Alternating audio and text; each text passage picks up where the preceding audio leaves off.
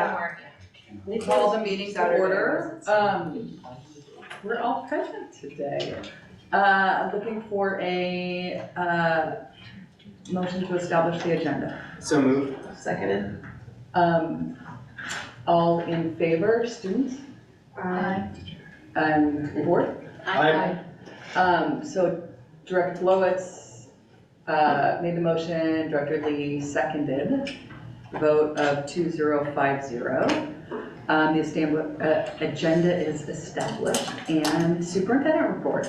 I am going to defer superintendent report till other times in the board meeting, and I also know that the student report tonight will have a lot of what I'd love to celebrate, but I think you two can take it away. So I'll defer. We are on the student report. Okay, great. So yesterday we had our SSA meeting and we've been working on belonging projects. So just to keep you guys updated, the high school is working on surveying and presenting information about 504s.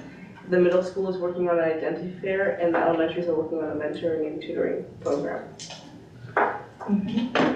And then going more into the elementary, they've been having a lot of belonging assemblies. We've covered this a little bit before, but they've been continuing.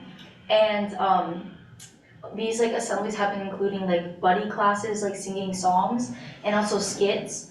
And then at Northwood, the student council also led one of their assemblies, which is really exciting.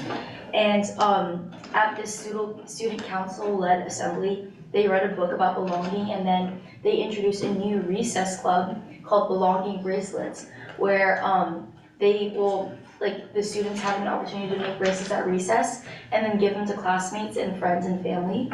And this is all to like foster more belonging and more community. And then also at most of the elementary schools, there was a band and orchestra and choir assembly, so like fine arts. And then Lakeridge also had an MLK assembly that was tied into belonging and kindness. And then also Northwood and Lakeridge had their readathon, where they just read a lot in the day. And then they've also been practicing for their 5th grade plays and talent shows. And then also 5th grade Islandwood camp is coming up, so the 5th graders are getting really excited for that, especially post-COVID, you know, getting that opportunity back. And also they'll be getting their sweatshirts soon too. And then finally the MIHS leadership class, so like ASB at the high school, is organizing an elementary dance fundraiser on March 2nd, where there'll be games, crafts, and other activities. And this also like ties into belonging. And yeah, and then also all elementaries are currently hosting tours for prospective students, and kindergarten registration has also opened. So. Great. From the middle school, we heard about the band and orchestra programs that are doing really well. The 6th graders are now able to switch their instruments around if they want to try new things. Solo and ensemble for orchestra and band just happened, and they were able to play for the judges at a state level. The middle school has been working on their spring musical, which will be The Little Mermaid this year, and their annual spelling bee will be on Wednesday, February 28th.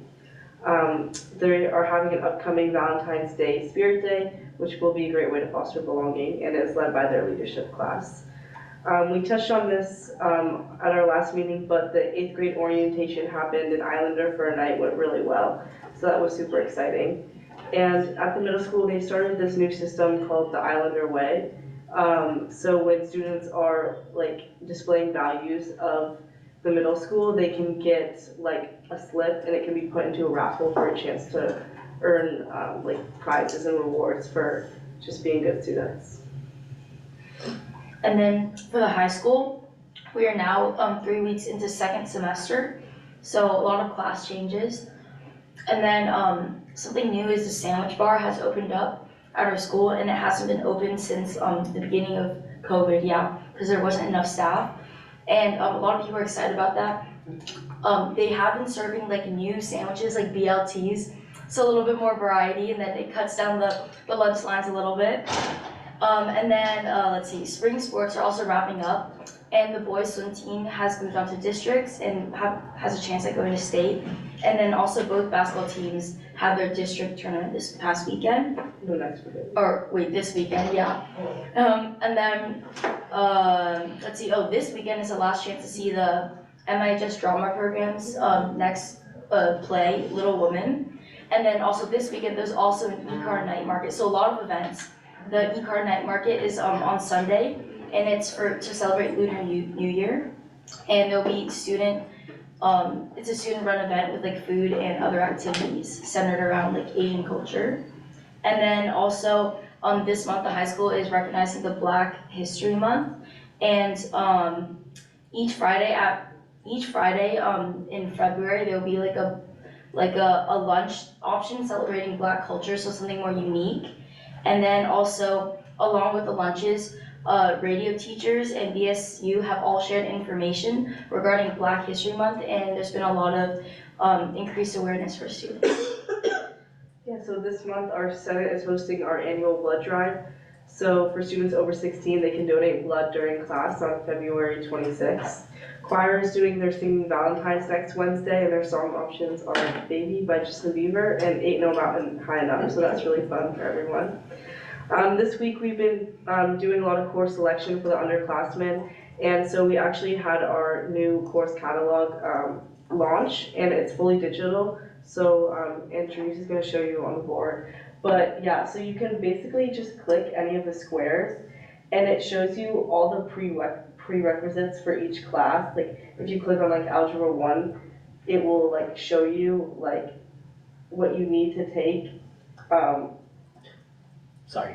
Well, a box pops up and it just shows you what classes you need to take to be able to be in Algebra 1, and it kind of gives you a shorter course description than what was there before. So that's really exciting for students because it's a lot more clear, and you can filter by what prereqs you have, by grade level, by subject, anything. So that's been really nice. Yeah, that's our report. Any questions? There you go. There it goes. There it is. Oh, yeah. Yay. I like the why would you be interested in this class? That's really helpful. No questions? I had a chance to attend the IMS PTA meeting today, and I gave kind of a synopsis of what we presented to the community on Tuesday night for the webinar. And then I was able to stick around for the meeting, and this was a big topic with favorable responses from parents about, especially who have had kids before, and what an addition that this has made to the process. And so we'll look to build this out to do other things, adding in clubs and organizations at a later date so that students can then think about their pathway and their passion areas. And it's not just about the courses you can take, but also the clubs that you can be involved in or the different aspects of the high school. But Christina Getty, definitely want to give her full credit on being really the person behind this. Ian and Andrews had worked with our new partner on our website, and then she really ran with it with our counseling staff, our department chairs, and really appreciate everyone's work. And I assume somewhere on there is kind of a sequence or a pathway. If a student has a particular interest, they can see what's available to them. The course sequences are over here on the right. The passion area pieces, that's a next step, is to be able to say, I am interested in business and accounting, then what are all those classes? That will be the next iteration. That's coming. Great. Yep. Last night, 3 of you were able to attend the BSU dinner.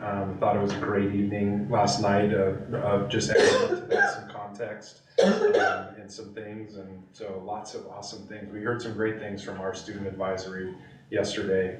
They're a passionate and exciting group. We can't wait for you to meet them. I think end of April, is that when we're doing that, or They May? made the cover. So they made the cover of the annual report, so they're all pumped up about that, so it was good. Awesome. Okay, thank you so much. Moving on to the partial governance process monitoring, board policy 1800 OE7, financial administration, resolution number 726, bond registration. This is the second reading. So if I may, we have resolution 726.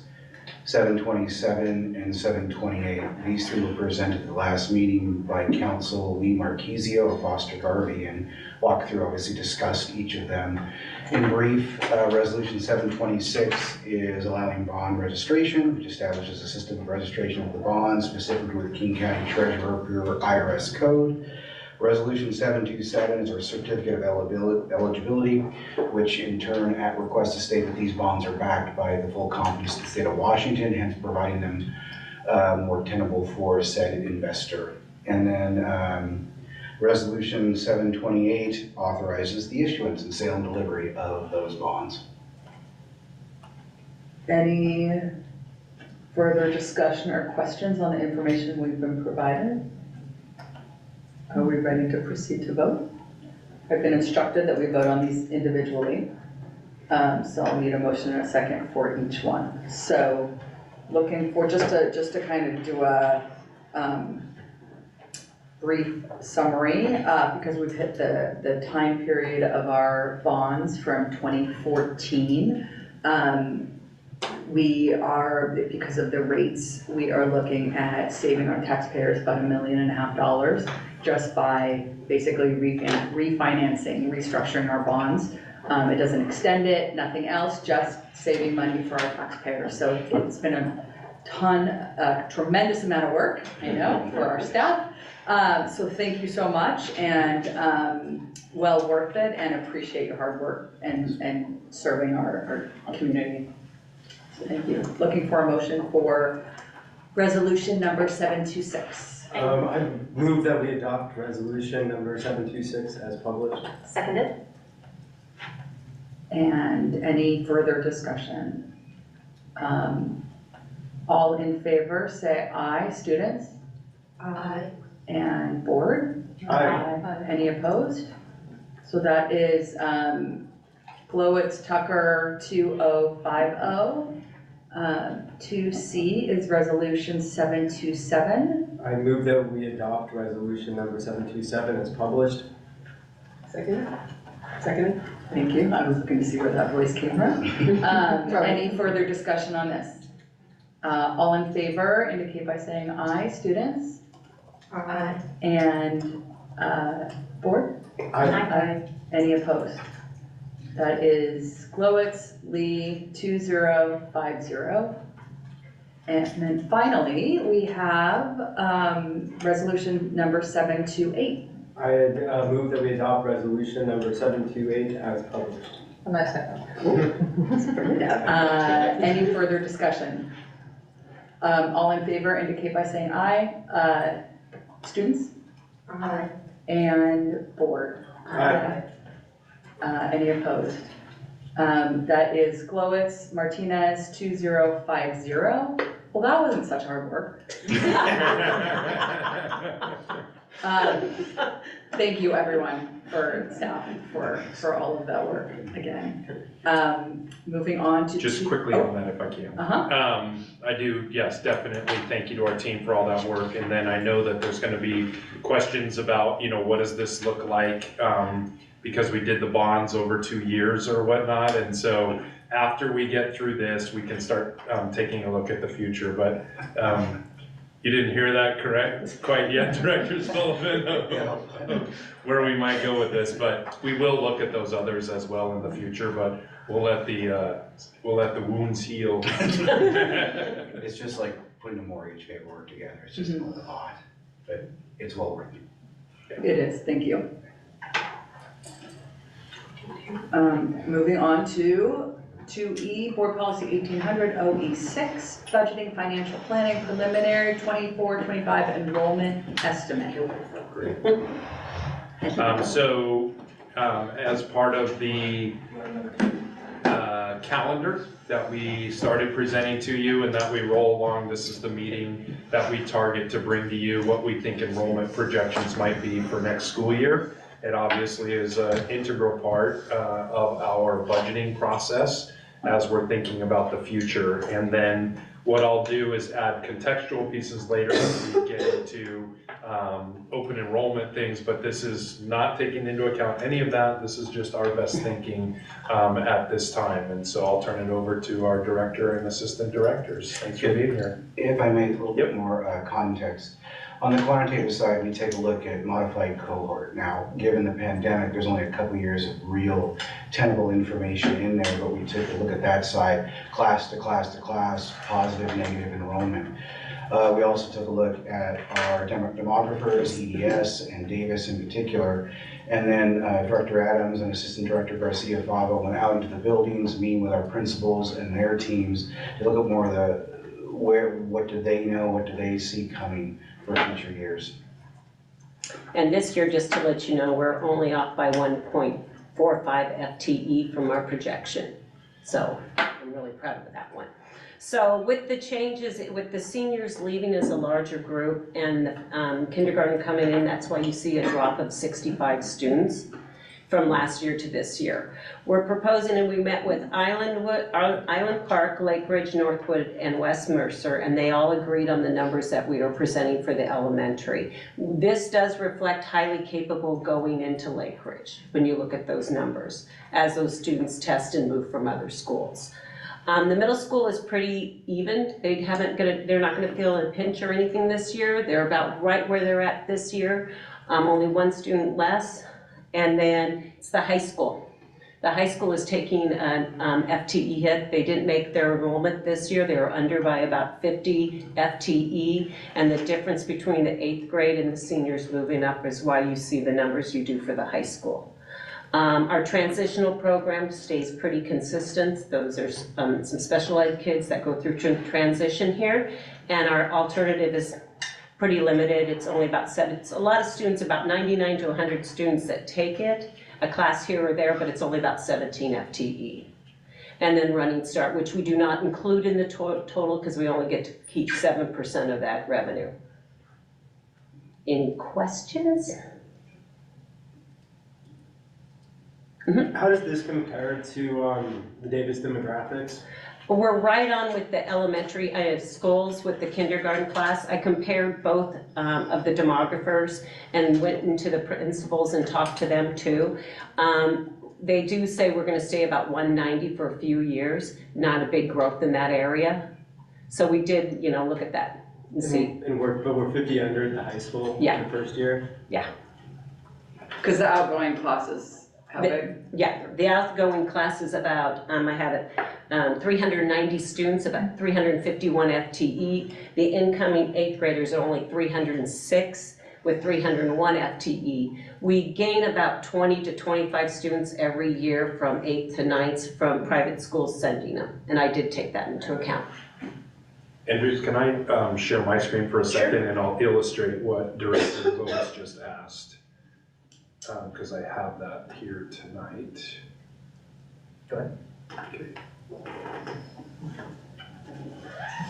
So to illustrate here what we're talking about there is just reminding the public that, when we looked at this, it was version 2 from the Davis demographics, and so that's what we're looking at there. It's cutting off the year. Sorry about that. But, we're kind of, that 3813.5 is kind of where we are, so that's kind of where you wound up, was that 3815-ish. We're very close.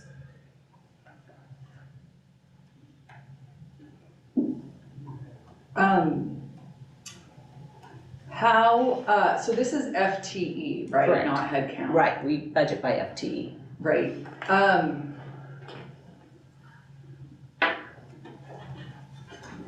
I guess which I know is the purpose that you're presenting this for us. I just want to make sure that we're not using this graph for other purposes to show, that we're losing kids. It's FTE, which is especially, it's less significant for elementary level and even middle school, but for high school, because there's so many other learning opportunities, they're not, if they're taking courses at other places, that's where we lose FTE, but not head count. Right. Okay. Yes, that's why the head count there's 390 and the FTE is only 351. And is there a way that we can maybe label that on Yeah. this? Yeah, Just so it's very clear what we're measuring. Yeah, I'll put up on the top FTE, not full-time equivalent, so Okay. everyone knows that. At what point, in your view, should we consider rerunning a demographics with respect to high school if it diverges significantly from the demographic study, given that at that level, we already show fairly significant diversion just 1 year out? I would wait another year or two to see if it was just due to the pandemic and coming back from that. I think we're leveling out on a lot of our grades right now. And this year, I think we're having a new principal and having him there for more than a year is really gonna help too. He was new last year at scheduling and everything, so I think that's part of the problem from last year, where they weren't quite on track. So I'd wait a year or two for the secondary. And then on the flip side, to recap, we're up on the elementary, right? So I mean, I guess like stated in, the flip side of that, right, is maybe if the elementary outpaces our projections as well. Yeah. I mean, it's just a question across the board, right? Right. It's not just the total number, Mhm. but at the various grade levels, Right. when we might see a significant enough divergence from the forecast Mhm. that it's worthwhile to rerunning because Yeah. they're no longer reliable. Yeah. Yeah. A couple of blind spots we run into is obviously the pandemic creates that, but also we have just kind of really 1 year accurate kindergarten information. And we get 2 years or 3 years, we can see a pattern at that point for them. So I guess the recommendation would be to revisit maybe a year or two. Yeah, I would. Mhm.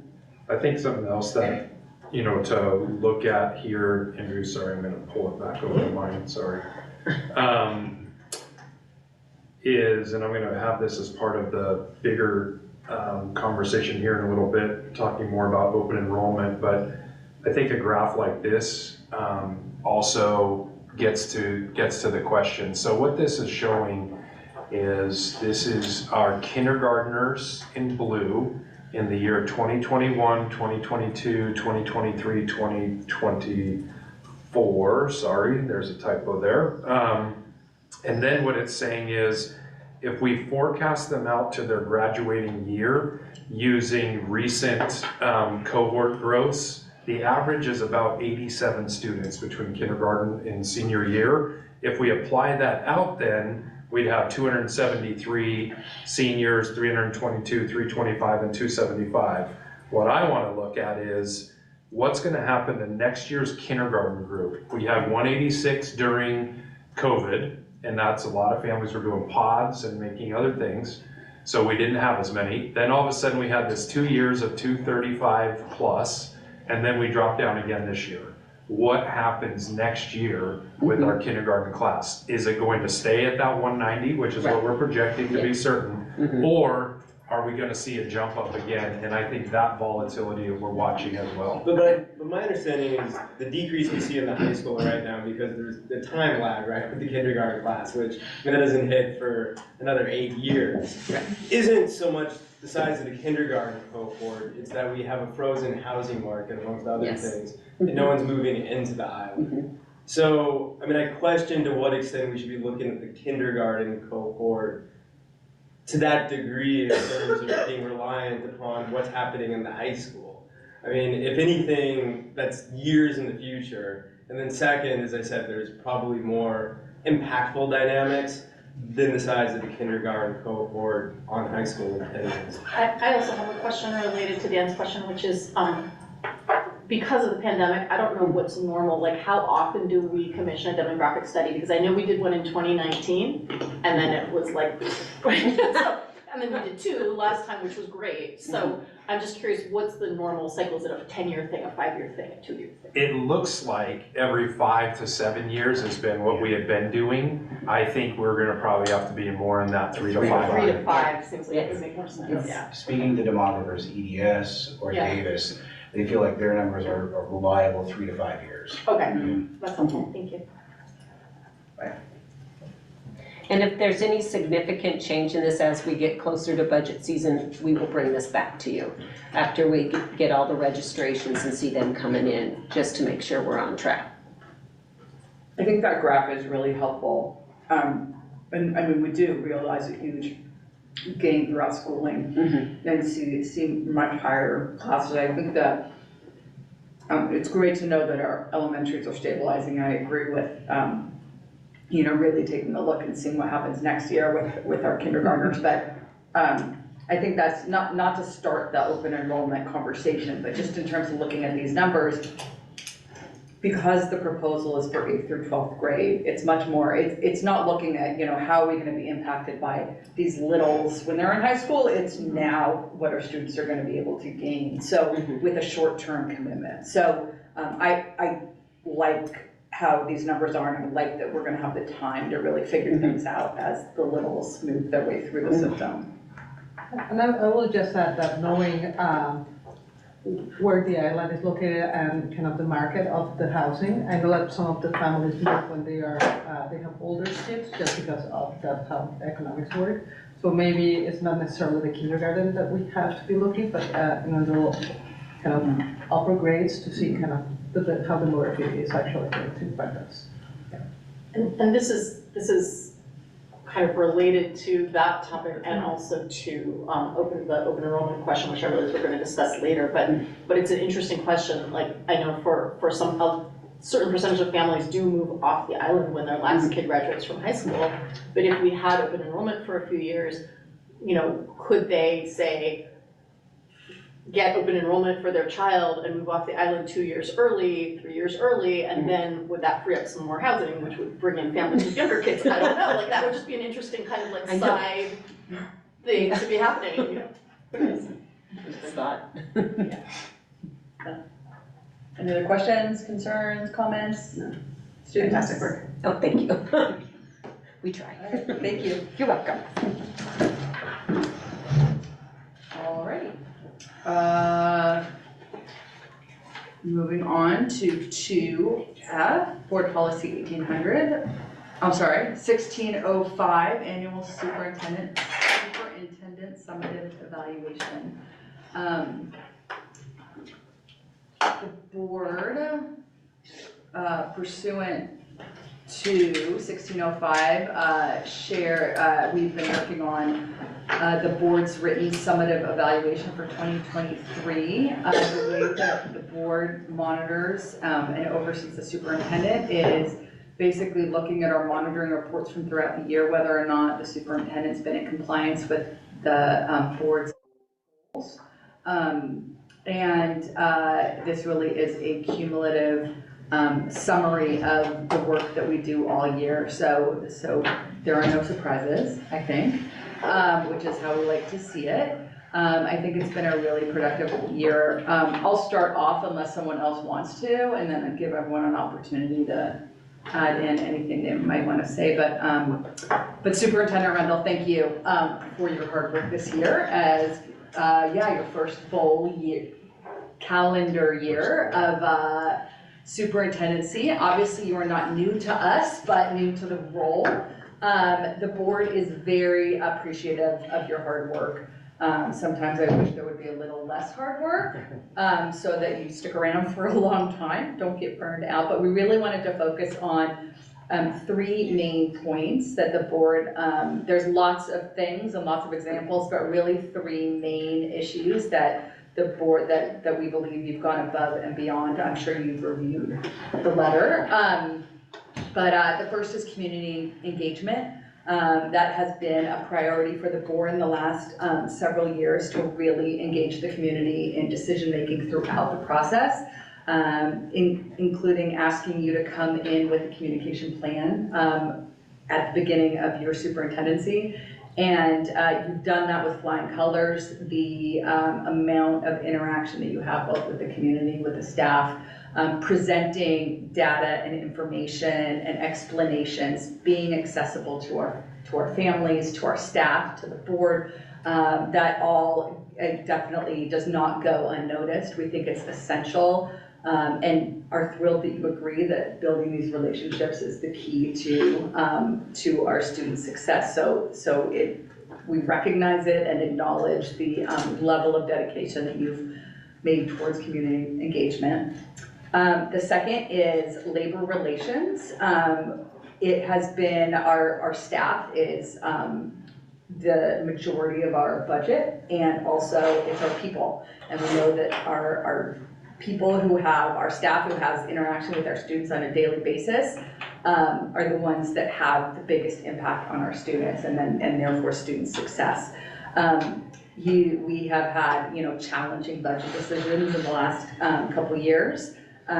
We acknowledged last year the new financial team that you put together. I'm kind of skipping to the second one too, but the reason I kind of am lumping it into this is the impact that it has on our labor relations, on bargaining, to go into bargaining knowing what our enrollment projections are, what our budget projections are, just makes that process more fluid, more understanding. I think that the union has recognized the transparency that you bring to it. And for the first time in many years, at least in my history, we were able to approve the contract before school got out, or right as school was getting out in June, rather than holding it over and having last minute all night sessions and Labor Day weekend and not knowing exactly what was gonna happen. So that's significant for so many reasons. Our staff isn't meeting over the summer. All of our staff on both sides, they're able to hopefully take the rest of the relaxation that they need in order to come back rejuvenated. Also to have the security of knowing, managing the difficult labor decisions that you have to be making in order to meet the budget, that's sooner rather than later. So staff that are impacted are able to make decisions in their best interest. So thank you for that. In meeting with MIA last week, it was clear that, it was a different tone in terms of understanding and really wanting to work together to make the district as solvent as possible and also, benefiting our students. So thank you for that. And then third, the budget and finance. Again, it's been a several year challenging, it's always challenging, but exceptionally challenging coming out of COVID. And then with other budget shortfalls, managing the budget, including your finance team, it is very appreciated how we don't have surprises. When we are anticipating a challenge, we know it, you bring it to our attention, and we're able to manage it and plan for it along the way. There's really, at least as far as we see, no last minute scrambling. I imagine there might be a little bit behind the scenes, but we don't see it, which means that it's been resolved before it comes to us. And it has allowed us to maintain the programs we need to ensure our students' success and opportunities. So I think that you have met these goals with flying colors, and we really, really appreciate the hard work that you give us. So thank you. And we talk about the other stuff in June. So this is all we have to talk about now. And I just want to give board directors opportunity to make any statements they'd like to make. Yeah, I'd just like to piggyback off of what Deborah said, in particular, the difficult conversations around elementary school consolidation and the ability of handling a very, very emotionally charged discussion, I think in a very pragmatic, open and transparent way, and involving the community. It goes to the communications plan. But I think in particular, that was a large ask and a potentially very explosive topic that I think was dealt with well. So thank you. I'm just going to echo what Director Glowitz said, that your handling of that particular situation was a marvel to behold. I mean, just really hearing a lot of the same issues and questions come up, and each time dealing with them very patiently with the public, and really doing your part to keep them educated and informed. Just adding, I think that engaging with the community is something that is paying off just through this, and also with the students. I see that belonging is also having a trickling effect through all the schools, and it's shown. I can see that the students happy and engaged with what they're doing, and also I can see the engagement with the community on both ends. So that's happy. What everyone else said, plus I think you're doing just a fantastic job of looking at like the long term. Like every time one of us goes, what about this thing that might happen next year? You're like already on it. Like you thought of it, you're projecting about it, whatever. Like it's not something that we've actually set as like a kind of parameter for what we wanted you to do, but it's really what a good superintendent and their staff should be doing, and you and your staff are all doing a great job of kind of like the big picture and kind of thinking forward. So thank you. Yeah, I mean, everything they said obviously, but also this, on the student side, it's been really great, especially this year, to see you interacting with all the students about belonging and just being really game with all their plans and saying, oh, you want to do an identity fair? Yeah, for sure. And finding solutions to those problems on what students want to do and how they think their school should be and seeing their vision. Yeah, and we also like appreciate your like willingness to hear, like listen and actually taking into account like what we have to say and like offering that space to us, so. And just in conclusion, you know, it's really having grown up here and not having a clue who the superintendents were in the time that I grew up here. I think that's really different. I know that some of it has to do with the fact that you were still many of their principals at some point, many years ago, but also, you know, you're present, you're there, we recognize our students. I know that, you know, when you know there's times that our students are having a hard time, you're there, you're sitting with them in the commons, you're interacting with them, you attend their events, their sporting events, their performing arts events, and it really helps foster and create community and show that, you know, there's so many facets to our student body and you support them all, so thank you. You bet. Stick around for a little bit. Yeah, you know, thank you. It's really humbling. It's not always easy to sit and take a lot of accolades. I'm glad the internet went down so no one had to watch that. We are still on. Zoom is still on, right? Oh, darn it. But I can't think of a thing that you said just now or in that letter or in those OEs that also doesn't entail people in this room, the students, our principals, our MIEA partners, our parents, our PTAs, our foundation.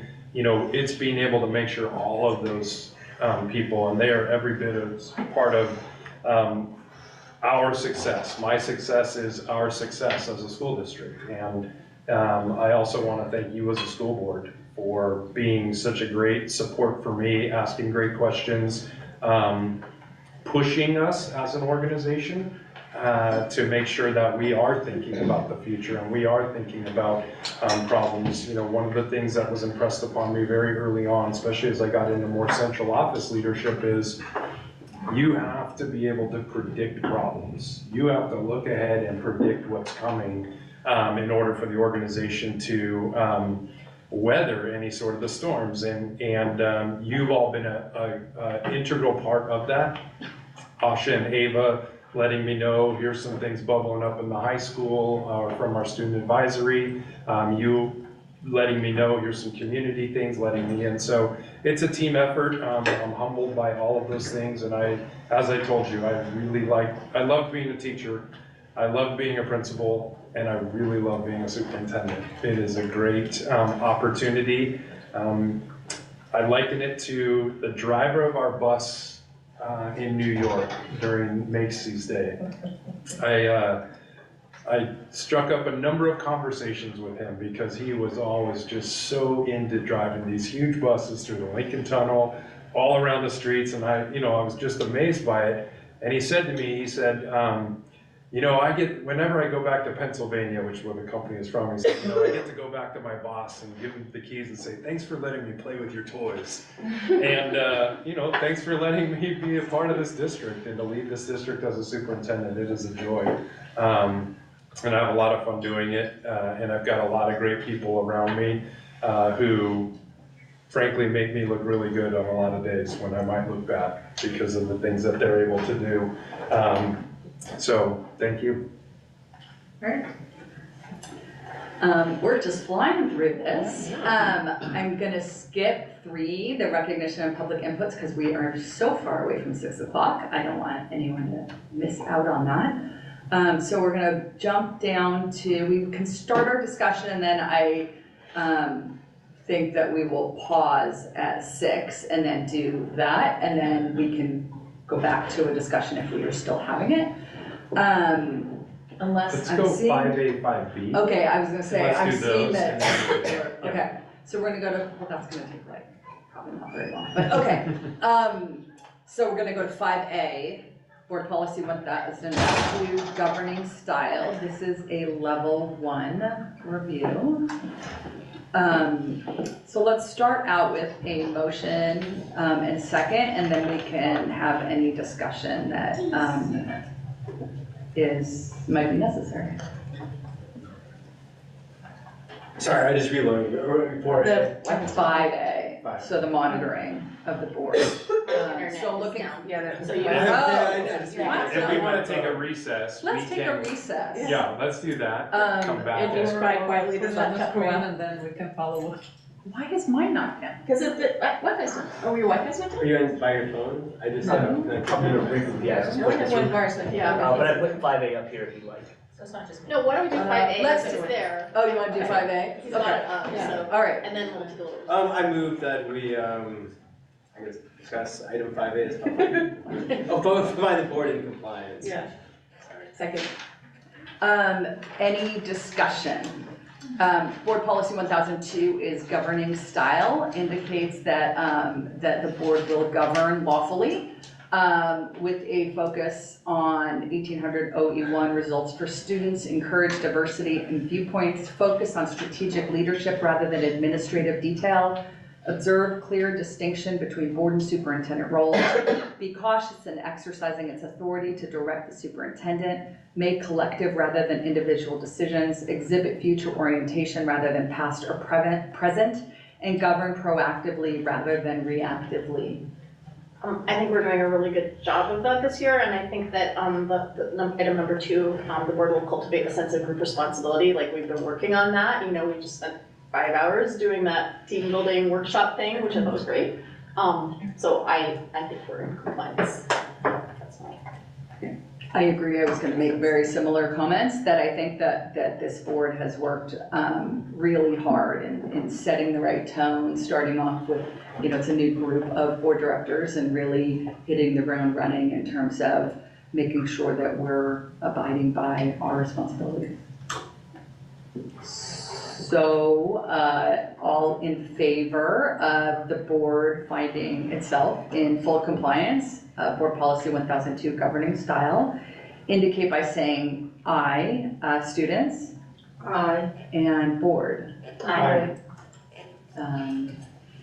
And Glowitz made the motion and Lee made the second, thank you. And the internet is back. And what? The internet is back. And the internet is back. And so that's a 2050 vote.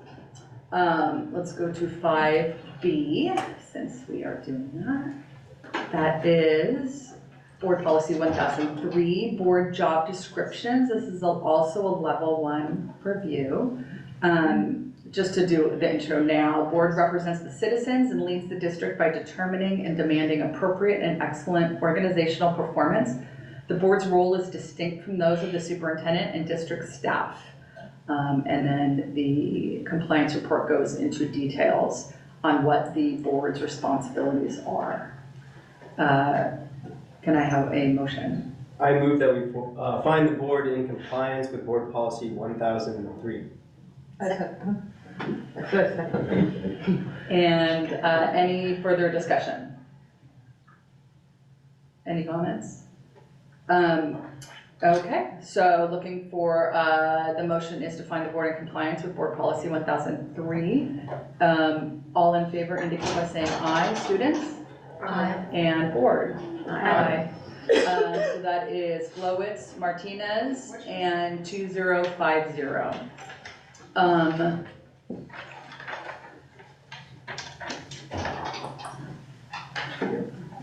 Why don't we, let's take a 10-minute break, and then we should be good. 10-minute recess? Let's come back at 5 till we'll get started. Thank you. We're in recess.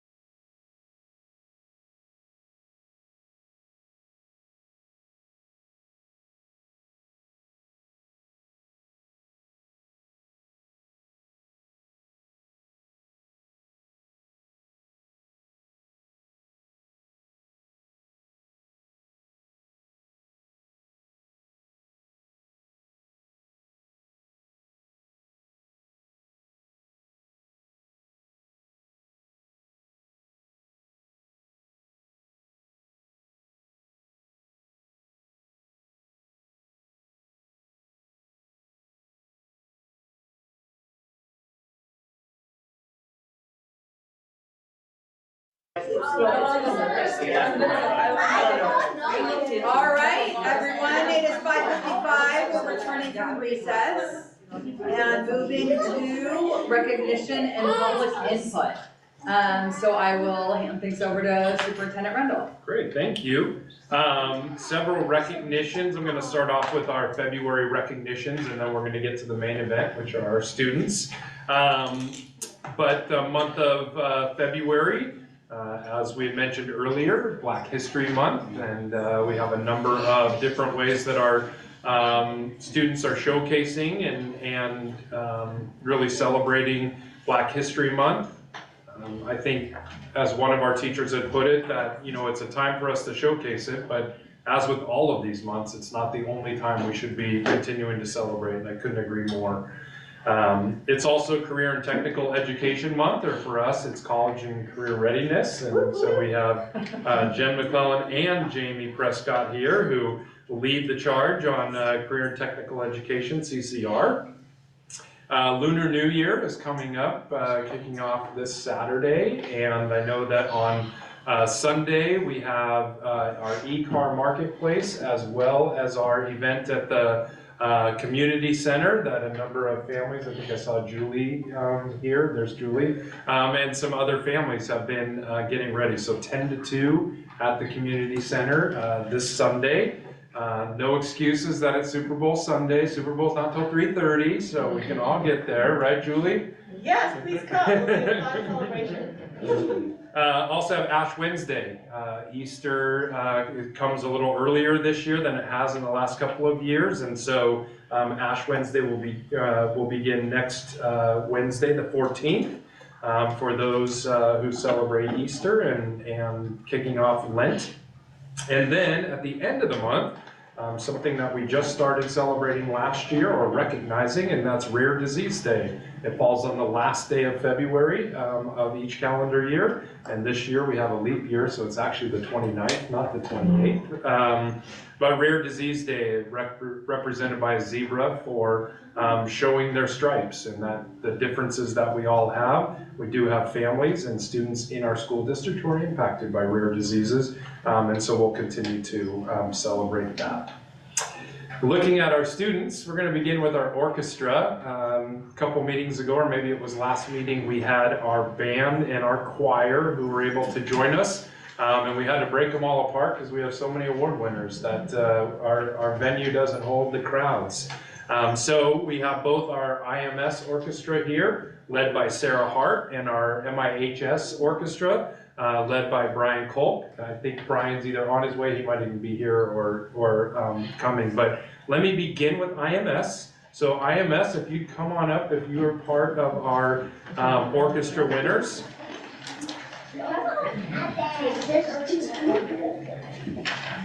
So this group of individuals, they participated in a blind audition and rank ordered based on their performance. There were a number, come on, don't be bashful.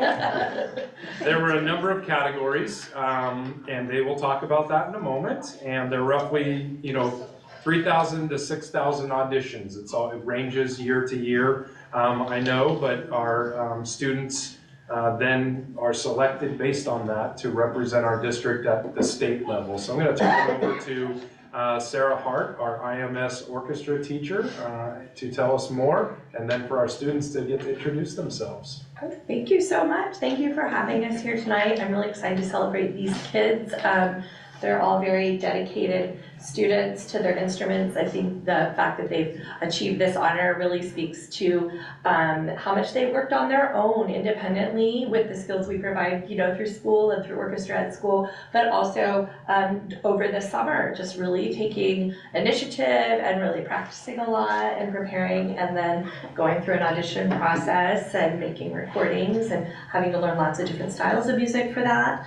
And so, this is a leadership experience in which they'll represent our district at the state level and meet other young musicians from all over the area. So, really exciting opportunity for them. So, each of them would like to introduce themselves, maybe say what you play. We would raise your hand and whatever you'd like to tell them. Hi, my name is Karis Huang and I play violin in the 7th grade orchestra.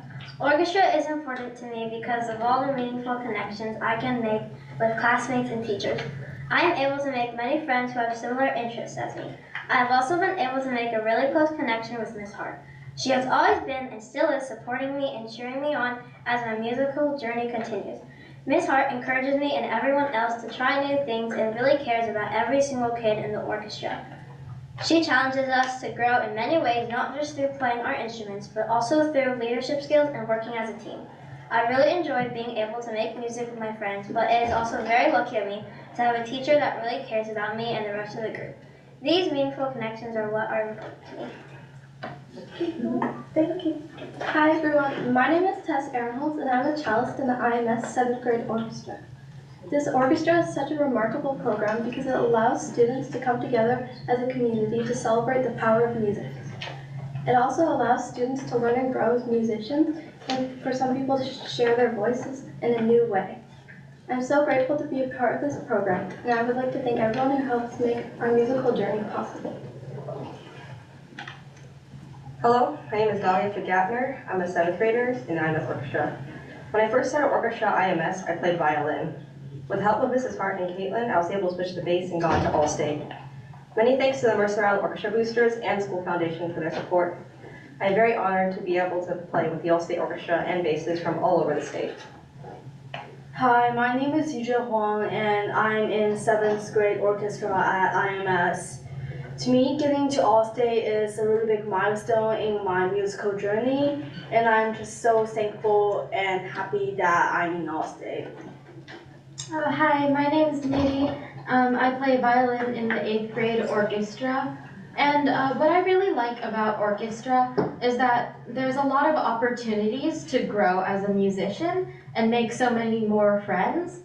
And looking back at what I used to play last year, I feel like there's a very big difference and that I've grown a lot and I'm really happy. Hi, my name is Mirabelle Kravchik. I'm in 8th grade and I play the viola. Something I like about our orchestra program is how welcoming it is. I started playing viola in 6th grade and I immediately felt like part of the community thanks to the efforts of Caitlin, Olive, and Miss Hart. They pushed me to be the best version of myself that I could be and audition for All-State, and I'm so grateful they did. It feels like a validation of my efforts and theirs, and I am really grateful I have the opportunity to work with them and the school district. Hi, my name is Allison Frost. I'm in 8th grade orchestra. My participation in the annual All-State competitions enabled me to kind of observe my cello playing progress. Last year, I was in 7th grade orchestra. I first tried out for All-State. At that point, I had been playing cello for about 2 years, a little bit more, since I started playing the instrument the summer before 5th grade. And then when Miss Hart offered us the opportunity to try out for All-State, I figured, why not? It would be something fun to try and something to challenge myself. Looking back on it, my first audition was not that good. There was a lot to be desired. This year, I tried out for All-State again, and the comparison between what I needed to focus on last year versus this year was just very surprising to me. Because last year, it felt like I was trying to master the basic stuff, and then this year, it was like I was working on something completely different. And the fact that it was within the same etudes really shows a large contrast. Finally, I wish to thank Miss Hart and Caitlin for doing such an excellent job teaching our orchestra and presenting us with amazing opportunities like All-State in which we can excel if we choose to put forth the extra effort. Hello, my name is Emil and I'm an 8th grade cellist in the IMS Middle School Orchestra program. Earlier this year, I was accepted into All-State, an event that takes place in Yakima where students from all around the state are able to bond over music. This opportunity is unique in that we are able to connect with each other because of our love for music. Without Ms. Hart and the other people involved in this effort to bring together fellow musicians, I would not have this opportunity to connect and play with musicians from every corner of the state. Thank you, Mercer Island Schools, for giving me this amazing opportunity. Anything else, Ms. Hart? I did not put them up to this. But thank you. You all, that's very touching. Thank you. I think it's going to be busy over in Yakima, from what I understand, is we're gonna have a number of our participants as well as around the state. What I'm gonna have you do is just hang tight for a second. We'll do a picture with the board here momentarily, but I'm gonna bring high school up first. So hang tight, stay in the room. We're gonna do a picture with the board, but I'll bring up our high school students if we have high schoolers who are here. Come on up.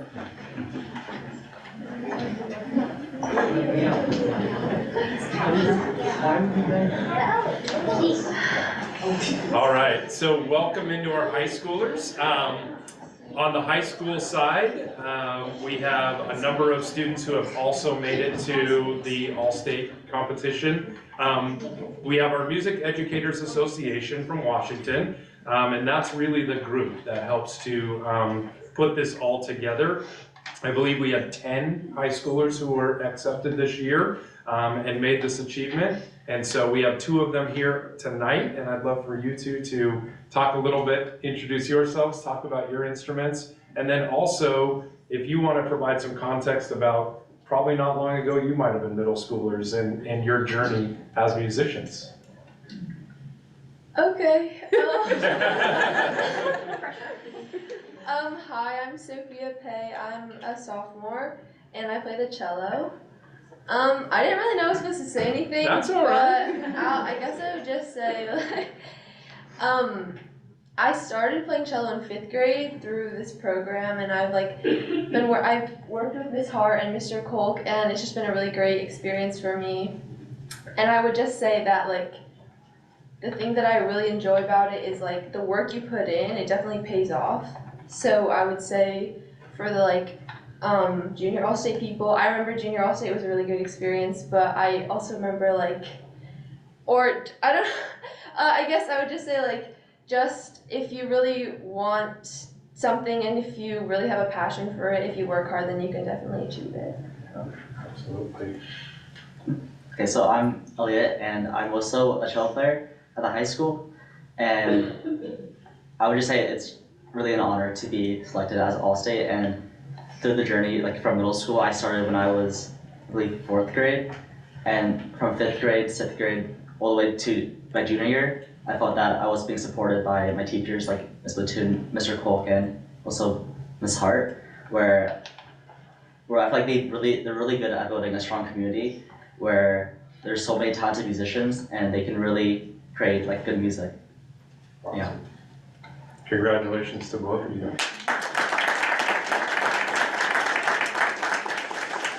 So hang here for a second too. I'm going to bring in our Pegasus journalists. So come on in.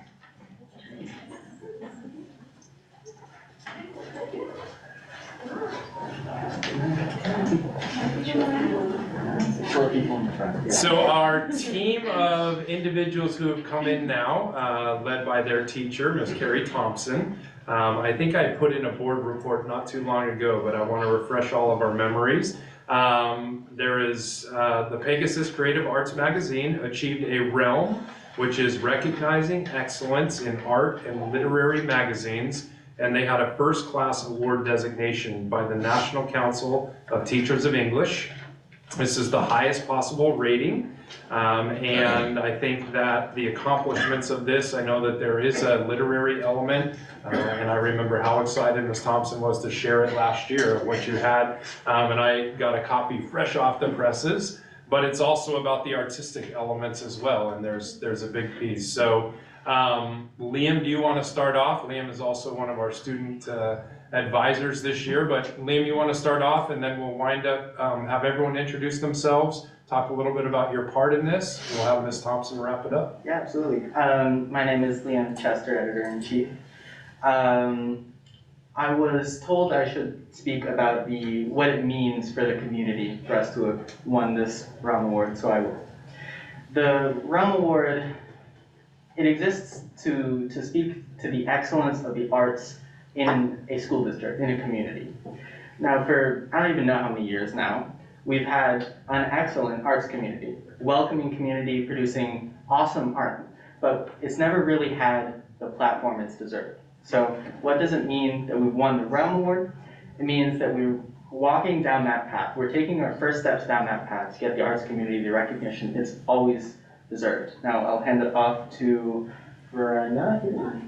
Yeah, I mean, really to make this, our artistic community supported. We have great arts teachers. We've got Ms. Scheidler and Ms. Torrey and Mr. Corbin, and I've been trying to take I'm so sorry. I've been trying to take like every single art course this school has to offer, just because I want to try it all, and they're all just excellent courses. We've got so much amazing art that goes up in the hallways all across the school. Great art is just being made every single day, and I'm so happy that we have a magazine to really share it with the rest of the world.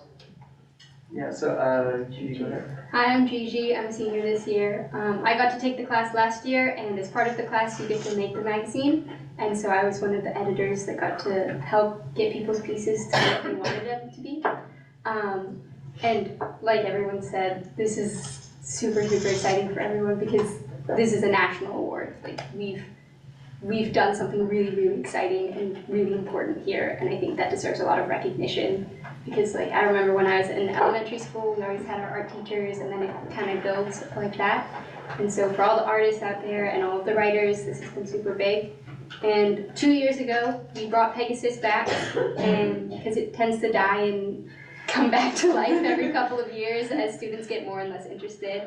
And so we brought it back, and we wanted to bring in more artistic elements than just a literary magazine. And so we brought in the arts classes, and there's now mandatory submissions in a lot of those classes, which means that a lot of people they get to do what they want, and they get to show other people, which is really exciting. Yeah, now I guess let's go down the line and say just our names, don't worry, I can see you. And then I'll say a couple of words. Yeah, a couple more words, so you can go ahead. I'm Ethan Chernikov. And then you go ahead. I'm Madison Liu. I'm Cora Marquardt Severely. I'm Faye Campos. I'm Vic Rodman. Are you just gonna look at them? Well, I've already been introduced, so Carrie. Cool. Yeah, so I'm just gonna say a couple of closing words. First, thank you for having us. Thank you for hearing us. Thank you for supporting us as a magazine, as a community. And bringing it back to the start, what does it mean that we've won this? Yes, it means we've begun down the path, but it can't and really shouldn't mean that we've reached the end. There's still always progress left to be made. We're still walking down the path, and we hope we can bring the community as high and as far as it can go. Thank you for having us. Thank you. Thank you. Anything else you want to add in? Yeah, I wanted to acknowledge that the class is part of the CCR program. So the students are getting that real world, it was great that this is CTE month. The students are getting that real world experience as editors and designers and learning the technology to produce the magazine, and they're also the writers and the creators of both the art and the writing. The thing that I wanted to emphasize, the magazine award is part of, it recognizes that the magazine sort of recognizes all the student voices across the district, not just the kids that are in the staff. And that was something that I think should be emphasized, that we've got a wide variety of student voices happening. And thank you so much for your support of the class, the funding for the magazine, the funding for everything that we're doing for CCR classes. It's just really deeply appreciated as a teacher. Mr. Wald, do you want to say anything about the students and everything? Sorry to call you out, but I know you love bragging about your school. So. These hang in my office. I have the last several editions in my office, so it's always a reminder for me of the beautifully talented students that we have in our school. So every day when I have a meeting in my office, I get a chance to see all the artwork and all the things that go in. So it's not lost on me of how far our work reaches. I just wanted to say, I was editor of my literary magazine in high school, and you guys just are blowing this out of the water. This is about like an order of magnitude better than anything we ever did. Killing it, it looks great. Yeah. Thank you so much for being One other thing that we added this year is the website. And so the presence on the website, in fact, that was one of the things that they recognized as part of the award, was that we have this comprehensive presentation. Nice. And so that's also part of the class. Oh, that's great. Shout out to me. Nice work, everyone. So since you're up here, we'll start with you. We're gonna move this out of the way and you'll come around, the board will join you, we'll do pictures. As soon as Ian gets his pictures, then parents, we welcome you to come in, and then we'll do orchestra next. So come on right here. All right.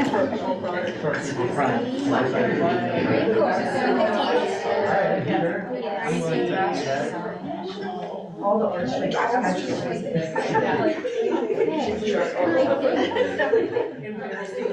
Do you want him to slide back or? Can we move back a little bit as far as we can to the table?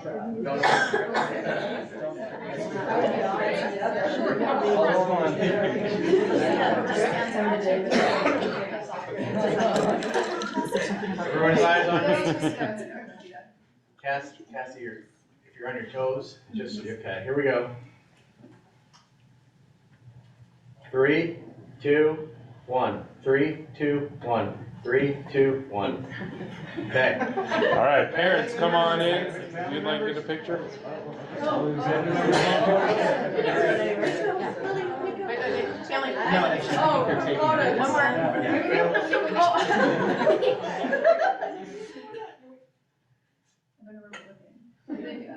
Everywhere. Take a middle. Everywhere at once. Just like that.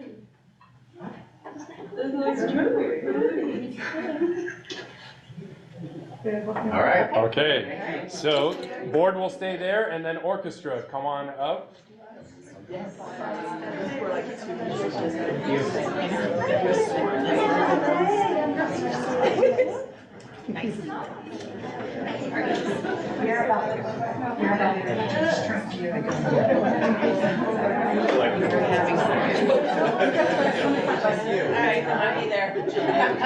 Hey, there's certain faces I can't see. Okay?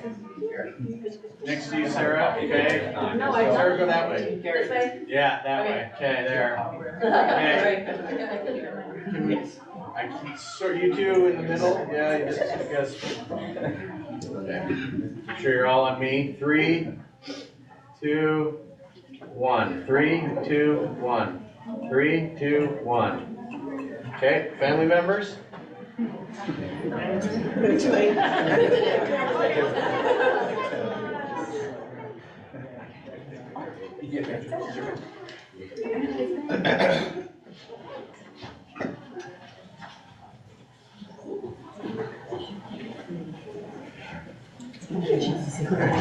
All right, awesome. Congratulations.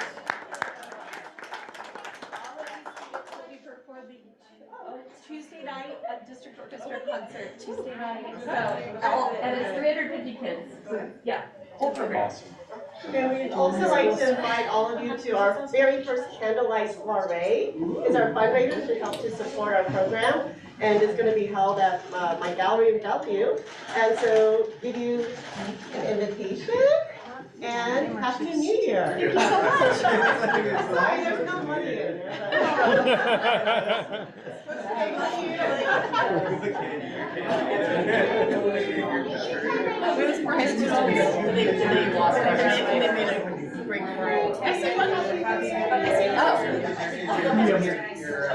Come on, come on up. Oh. Sorry about that. That's all right, the students still speak. All right. I think it goes to you, right? 3, on me, 3, 2, 1. 3, 2, 1. Thank you. You can Photoshop this later. Yeah. Here you go, parents. Yeah. Oh, one more.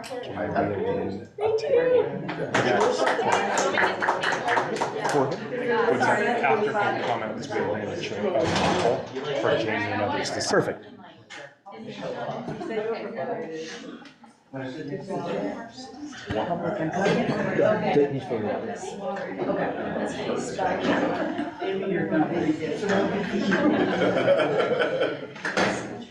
This That's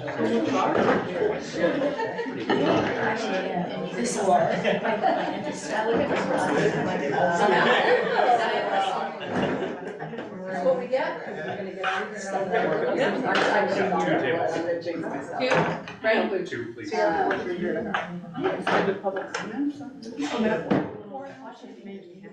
Oh, no. All right, thank you so much, that's my favorite stuff. We are moving on to public input. I understand we do have, a public input tonight. If you would, the meeting is a meeting of the board in public. It is not a public meeting that guarantees interaction between members of the public and members of the board. When addressing the board at the meeting, please limit your remarks to not more than 3 minutes. Appoint a spokesperson if the concern is a group concern, and if desired, provide written documentation to the board secretary. Public comments that name or otherwise identify a district student are not permitted without permission of that student's parent or legal guardian. The board may direct the superintendent to respond at a later date to the issues expressed. And I understand we have one. Come on up. Okay, great. I've never done this before. That's all right.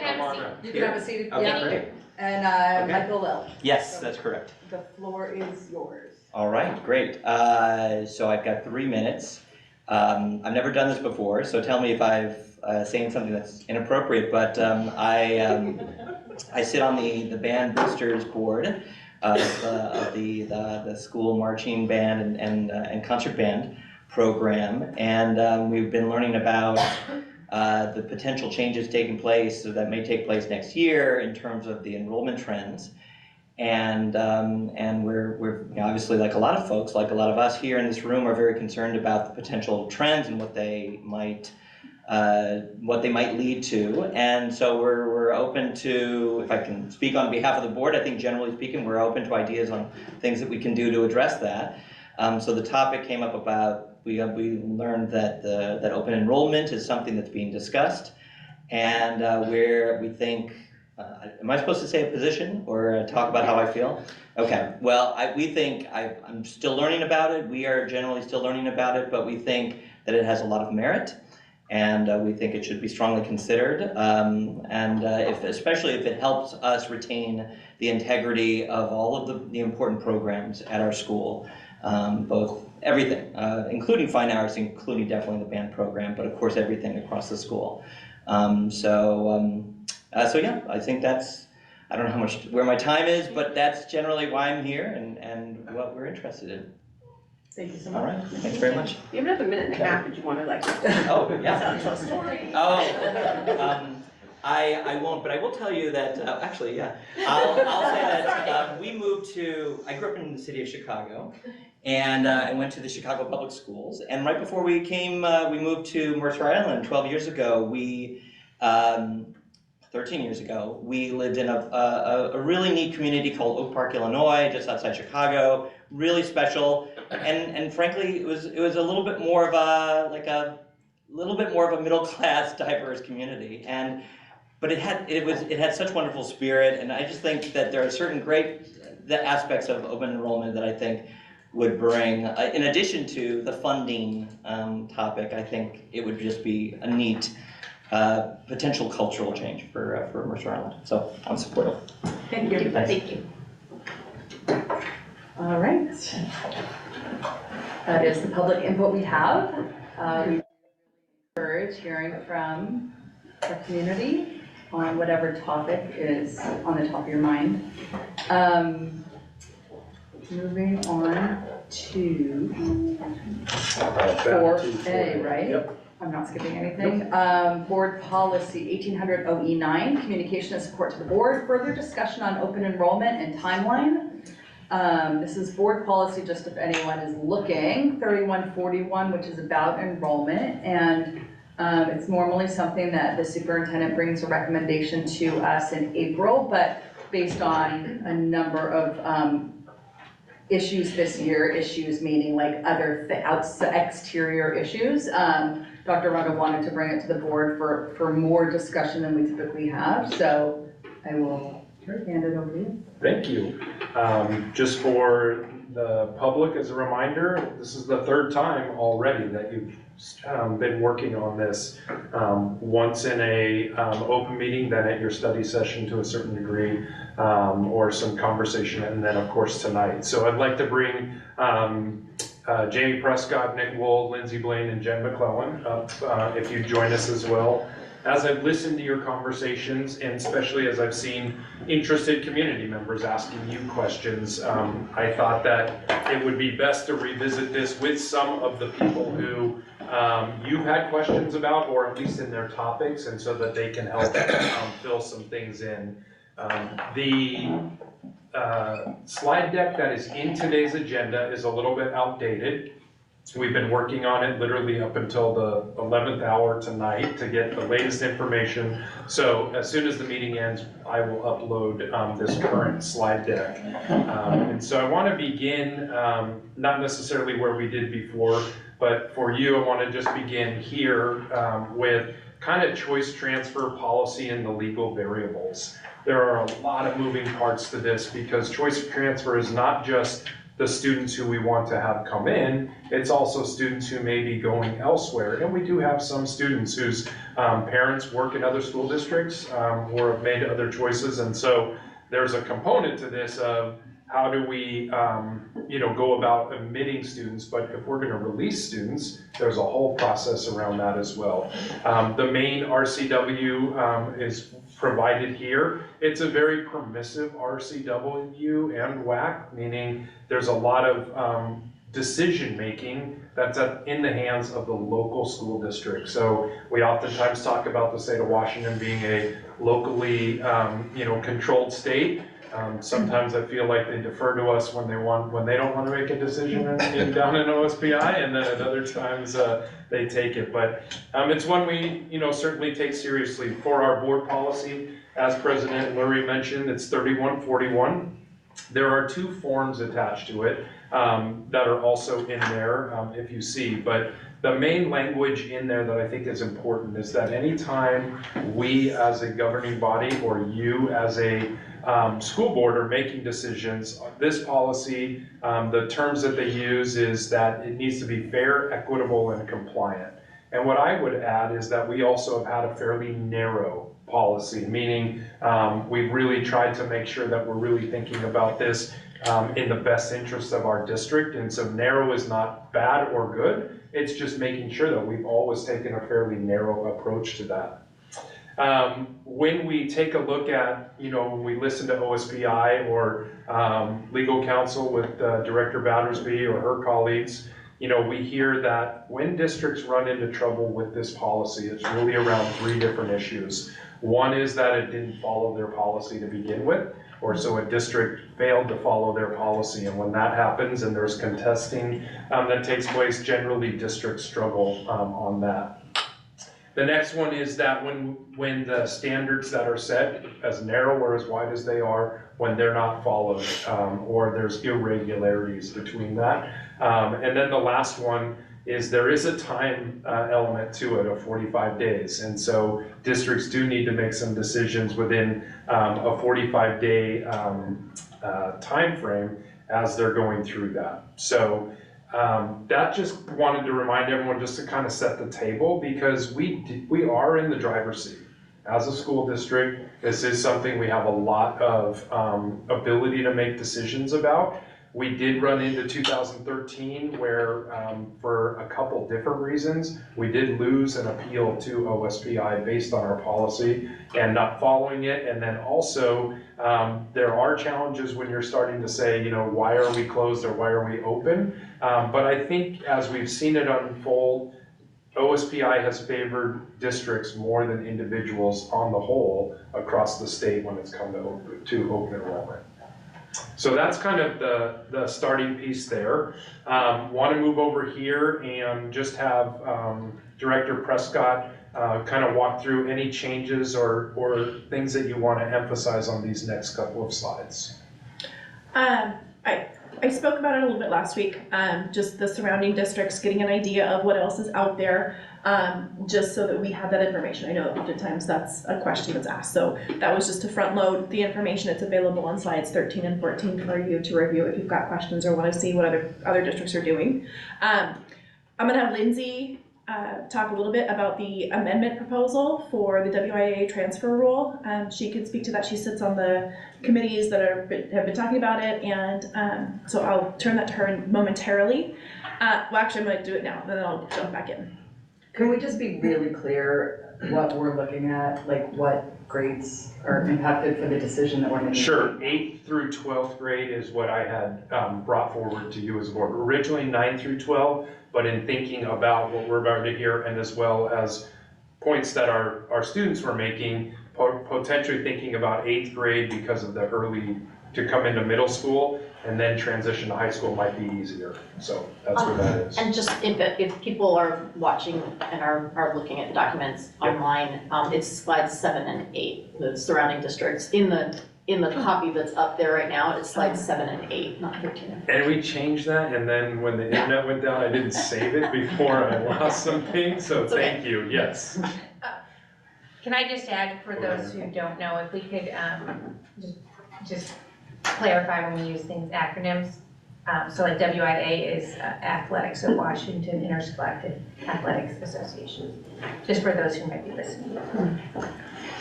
And we've also brought Ian O'Hearn here tonight, who I know who has come as well. He's a lacrosse coach, and if there's any context there, but we'll turn it over to Lindsay.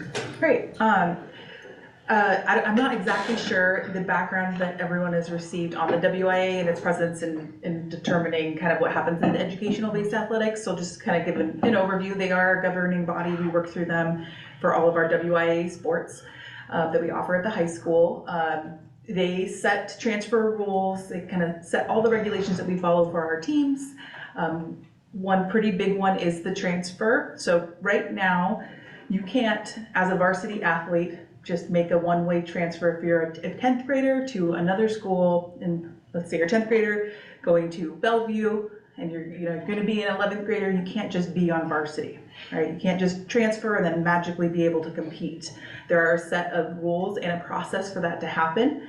If you want to apply for your eligibility, you can go through a process where you sit in a panel, you bring your documentation that shows that you had a hardship and a reason why you had to transfer. They consider it, and then they'll grant you eligibility to compete, or they'll deny you eligibility to compete. So there's a process if you are an athlete transferring from school to school and interested in varsity level competition.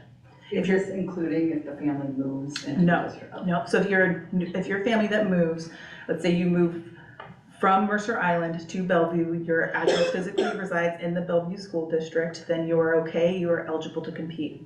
Let's say this is a family that lives on Mercer Island and then they transfer schools and they go to Bellevue, then that would kind of trigger the eligibility process. And they would begin to apply for their varsity eligibility at Bellevue.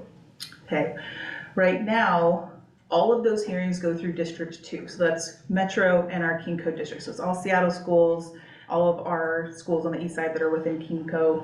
All the athletic directors make up these panels and hear these hearings, these processes, and then they make a determination for each case. On a yearly basis, it's around 150 to 200 cases. And I would say on average about a 75% approval rating for athletes going through this process. What they want to change is to allow a one-time transfer without going through that process and to gain varsity eligibility. So instead of having to go through a process and disclose the hardship, why you needed to transfer schools, now they're talking about giving a one-time transfer in those situations. So no longer would you need to go to a process, you could instantly gain your eligibility at a new school. And in April, they will vote on that, so it's not official, but it is an amendment that is going through the processes. I think that would help a lot of open enrollment schools right off of the bat. Bellevue would be one of those. Some private schools would be one of those. Garfield, some of the metro schools, they already have that. They already have open enrollment. They would more easily be able to accept transfer varsity athletes on their teams without having to go through a process. Why now? That's a great question. I don't know why now. I think it has to do with the percentage of passing of the cases that is being heard. So they are passing an overwhelming amount of them. I think 75% is a pretty good percentage. And that's just kind of an average based on the last 4 seasons that I've had the data from. But that's pretty significant. So I think they might be seeing a trend to where a one-time transfer may be beneficial and probably save a lot of work on some families' ends, because some of those hearings can be really personal and really difficult, and I think they feel like it might be easier across the board because they are passing a lot of those cases. But it seems the logic for suspending the review process, if there's a 75% approval, and I imagine the 25% who are denied, there's potential liability for the panel. It says, why that 25%? I understand it's couched as a one-time exemption, but it seems like it would become permanent, right? I mean, is that the sort of, it's hard to tell what's going to happen in the future, but I mean, does that seem to be the direction? Because it doesn't seem that the logic for a one-time exemption, I had that exact question. Yeah, so this is a one-time, let's say you're a 10th grader transferring, you're going to 11th grade now at Bellevue, and then you're gonna transfer to Eastside Catholic your senior year. So you'd already used your one-time, your 10th to 11th grade year, and then you would then have to go through the process your 12th grade year to gain varsity eligibility. So they'd essentially remove that process one time for you if you had one transfer. So not just in 1 year. Correct. They're not waived for 1 year, they're waived once for all students. Yes. So, but I mean, other than perhaps then the logic being why make it one time so everyone opens up the doors at the same time, which, I mean, that'll be a separate conversation of why I think systemically that's probably not a great idea. But the logic on its face in terms of is that we should just do away with this additional layer of sort of the administrative state that might discriminate against the 25% who are not approved. I mean, it seems like on the substance, right? So do you feel like the program, they're gonna extend it, like more than one time transfer? I mean, it seems to me if you follow the logic that review does not accomplish much except discriminate against 25%, I'm not sure why it would be one time other than trying to perhaps create an argument that, hey, we really need to open up open enrollment now, because if we don't, people are gonna transfer to one school. Not one time like next year, it's one time per student. But the logic is that just the review process is flawed and unnecessary. I mean, whether that happens once or twice. Good news is we are not the board of review. We don't get to make that decision. Understood, it's speculation, but I mean, just trying to argue from first principles, it seems like you have a failed review process. It's being suspended one time for one transfer. Whatever happens in the future or not, I don't know. I think it's more contextual for. Yeah, we don't get to, we won't really get to weigh in on this. This is gonna come from WIAA. They're gonna make this decision in April. And what they're saying is, for each athlete going forward, you get to transfer one time without having to go through the process. After that, you have to go through the process. Where they go from there, who knows? But at least we know, or why it's important for us is, I think it's important that when we're making a decision that we know what are all the things that are happening right now in and around, not just our region, but the state. So just to clarify, so I want to make sure we're all on the same page. So if I'm like a super competitive swimmer and I hop from like Mercer Island to Bellevue for some reason between 9th and 10th grade, under this new amendment, that would be fine. I don't have to go through a review process. I don't have to explain like why I moved districts. But if I then was like, I think I'm gonna go to North Shore next year, then I would have to go through the review process because they want to discourage kids, I assume, from hopping from district to district. Exactly, yeah. And that's kind of what Jamie was just clarifying as well. Is trying to minimize the hopping from, hey, I'm not on varsity at Bellevue, and now I've transferred to Eastside Catholic, now I'm not on varsity here, but hey, I want to go to Woodinville High just School. had a bunch of kids graduate, Yes, so and I'll now, make varsity and I'll make there, varsity yeah. here, so they they're want trying to switch. minimize that. I think in a large percentage, that's not what's happening in these transfer cases, which I do think why they want to allow a one-time transfer. Like I said, the cases here are really complex and sometimes emotional and much needed. I think they've noticed that it's not a bunch of families just trying to hop and hop and hop. However, they do want to process in case that is what is happening and trying to minimize it. However, if your family moves, then you can transfer as many times as you want. Okay, super helpful, thank you. And I just want to say that this is the athletics is one of the things that we're considering, but not the only one. I think that this is only making a difference if we're going to open only for high school 9 to 12 or 8 to 12. That is kind of the biggest factor if we'll go for 8, if I'm correct. Otherwise, the others will wait more into the. Because this policy is for 8th to 12th grade, is that right? Yeah, it should be 7th through 12th. So your high school eligibility is actually a 6-year rolling process from 7th grade on. So you get 6 years of eligibility, essentially. Right now, you actually kind of have a free window of transfer your 8th to 9th grade year. So if you're going to change districts or something happens, change schools, go to a private school, you don't lose your eligibility your freshman year when you compete. That's really only necessary for athletes that are reclassing. Let's say, so you can only reclass, you use an year of eligibility when you reclass. What does that mean? Let's say you repeat 8th grade. Yeah, okay. you still would lose, you would lose a year of eligibility on the top end, maybe your 12th grade, and then you'd have to go through a process to apply to gain your eligibility. So we're looking at from 7th grade to 12th grade. I learned a lot. Yeah. Components here then on benefits. We've talked about some of the benefits. What didn't make it on here when I lost some of it too is that, there are drawbacks with open enrollment, and I think you've heard some of those that I'd like to get into a little bit more and be very transparent with you as a board and our community of, while I think there are benefits, or I wouldn't have brought it to you so early to say this is worth considering for 8th to 12th grade, we'll get into some of that as well. But the last piece that Director Prescott, you touch on, are just reminding us on your experience as the one in charge of this and the challenges that we already do face, and not that they will go away, just a reality. So the reality is we have students who attend our schools here who don't reside on the island, who haven't gone through a choice transfer process, but who work the system. And we devote staff hours. We've got policy, we've got residency requirements, we've got a number of things and steps that we go through to ask for verification as you complete the RSVP process each year. You upload documents for either homeowners or renters insurance, leases, deeds, things like that, utility bills. But there are absolutely people who work around the system. So I don't want to be naive in saying like whether or not we have an open choice opportunity for people that we won't still have people who come to our schools. We do, and for them we get funding because they're in our schools.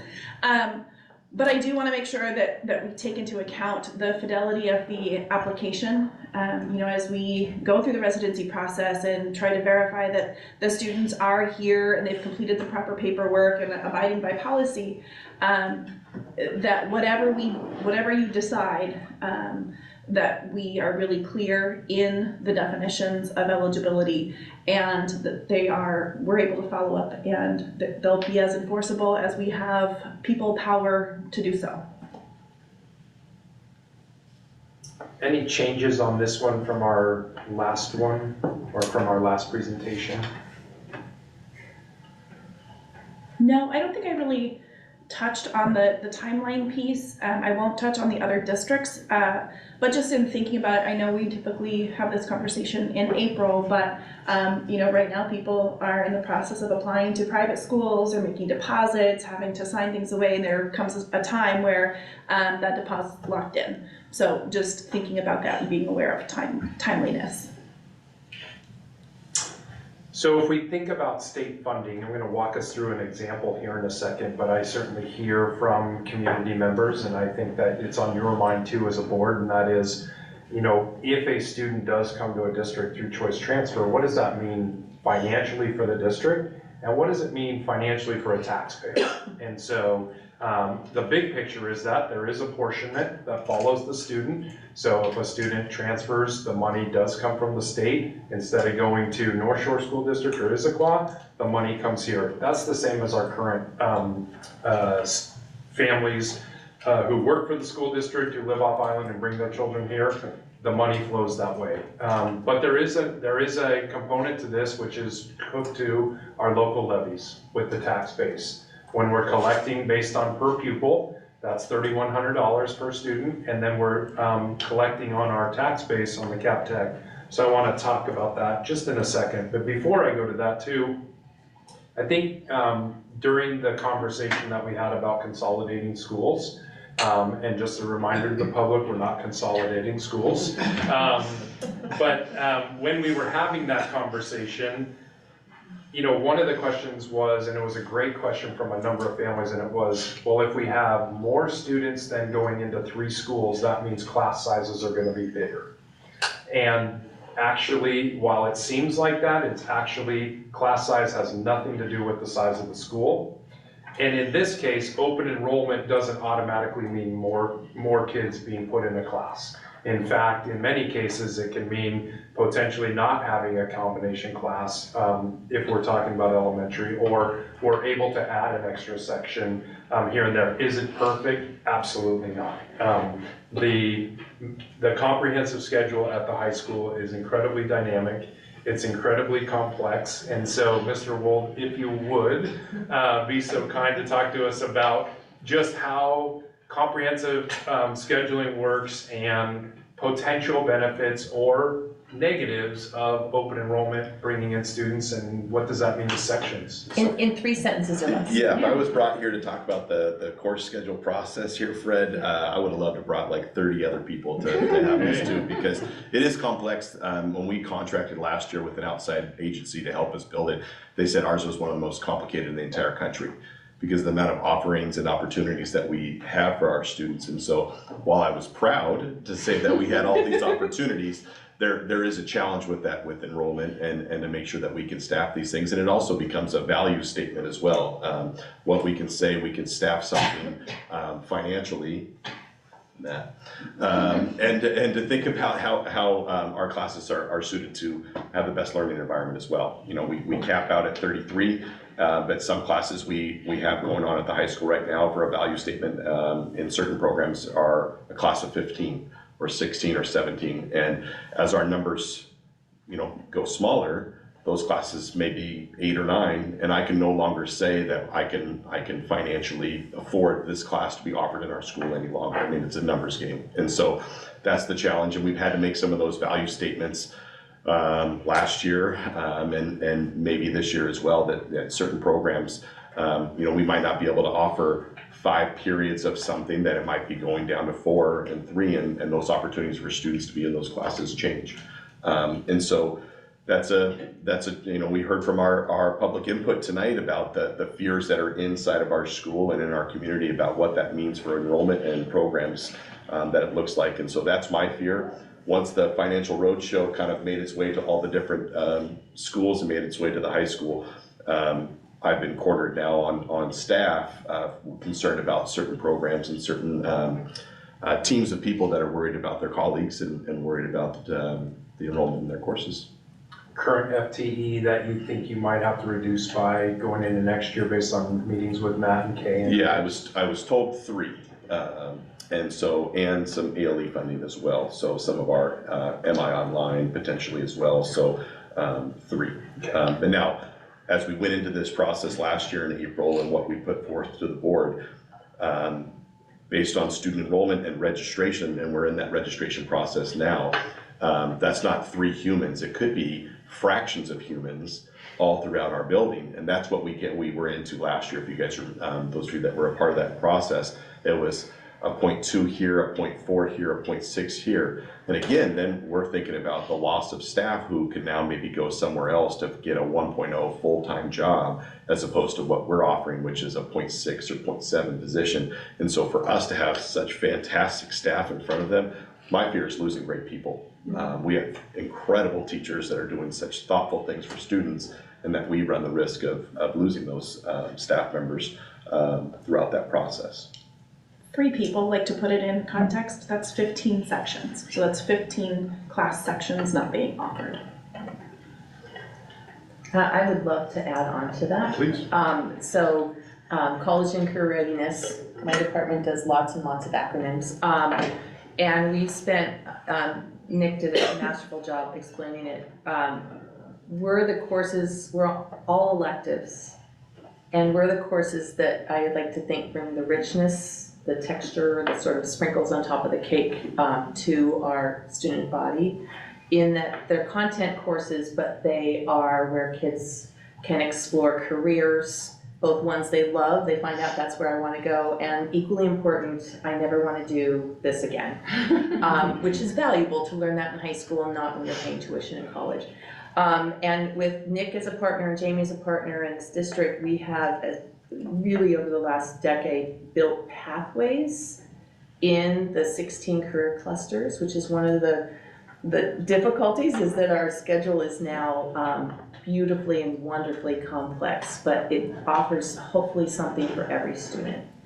And looking at a 3-point cut, a 3-point FTE, it will either eliminate or dramatically impact our CCR courses. I'm seeing the horticulture go away, marine science go away, robotics would diminish, media technology, theater tech.